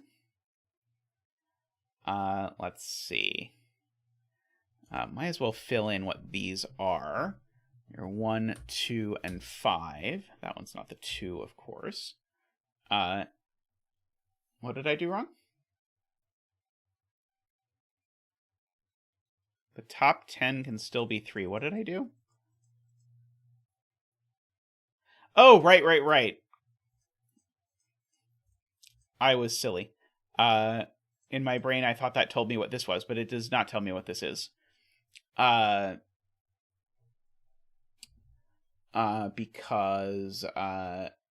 4 is not one of 2 and 3. My brain got on autopilot too much. I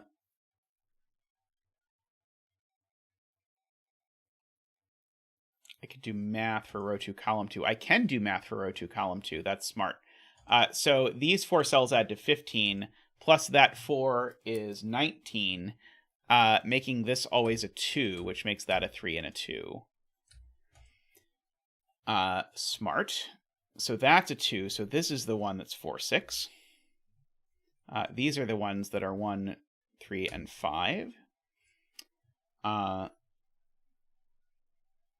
So these are 1, 4, and 5 now. So in order to make 10, because I can't make 10 with 2 and 3 without a 1, but then I've got to use a 4 and a 5, and so this is a 6.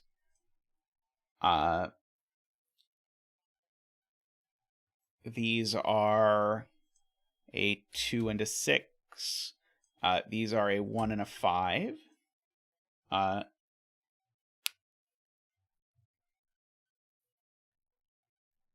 Column 5 outies. Yes, right. The column 5 outies is a good thing to look at, because these 3 add to 15, so these 3 add to 6, which means they are 1, 2, and 3. Thank you, Carl. So that is a 2. So these are 4, 5, and 6, which I really should have remembered that the 3-cell sum was going to be 4, 5, 6, but I didn't.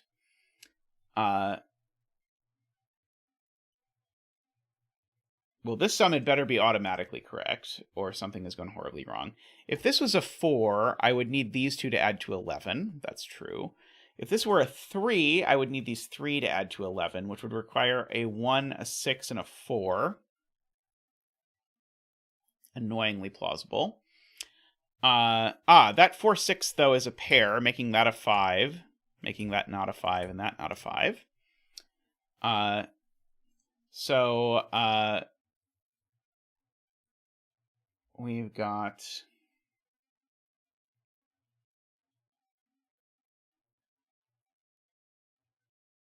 Can row 1, column 3 be 5?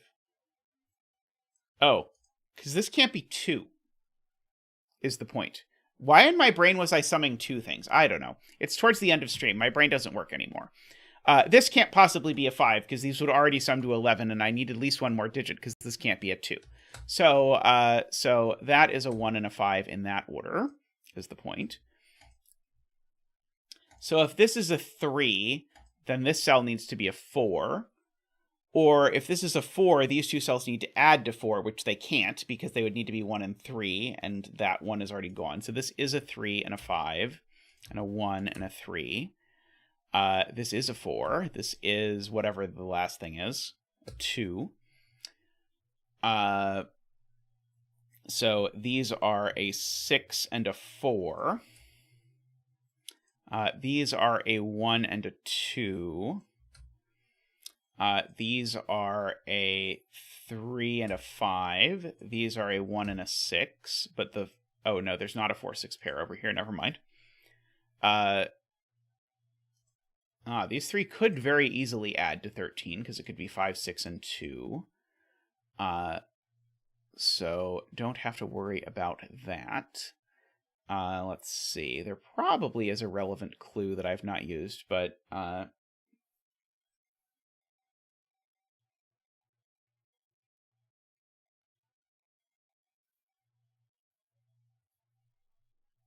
people said 4 doesn't work.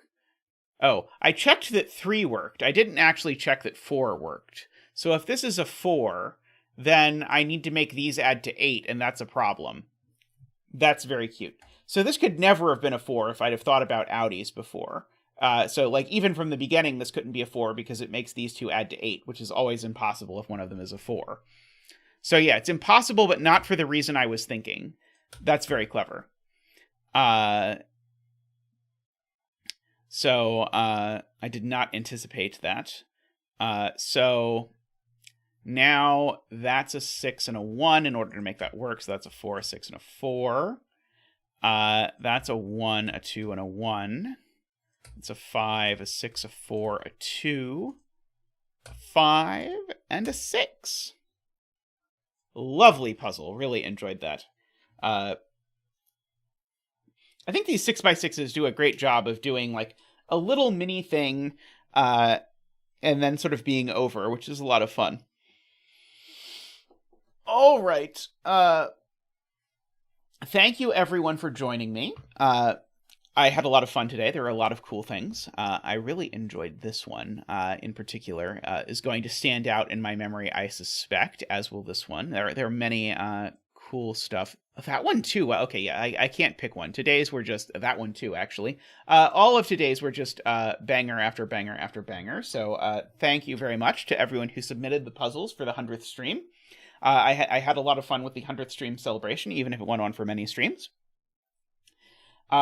Just a reminder, the next couple of streams, I'm just going to do the most voted on puzzles. So if you have voting privileges, go ahead and get in your votes. If you don't yet have voting privileges, but you've been considering supporting the stream, now would be a great time to go in and become a supporter. We really appreciate it.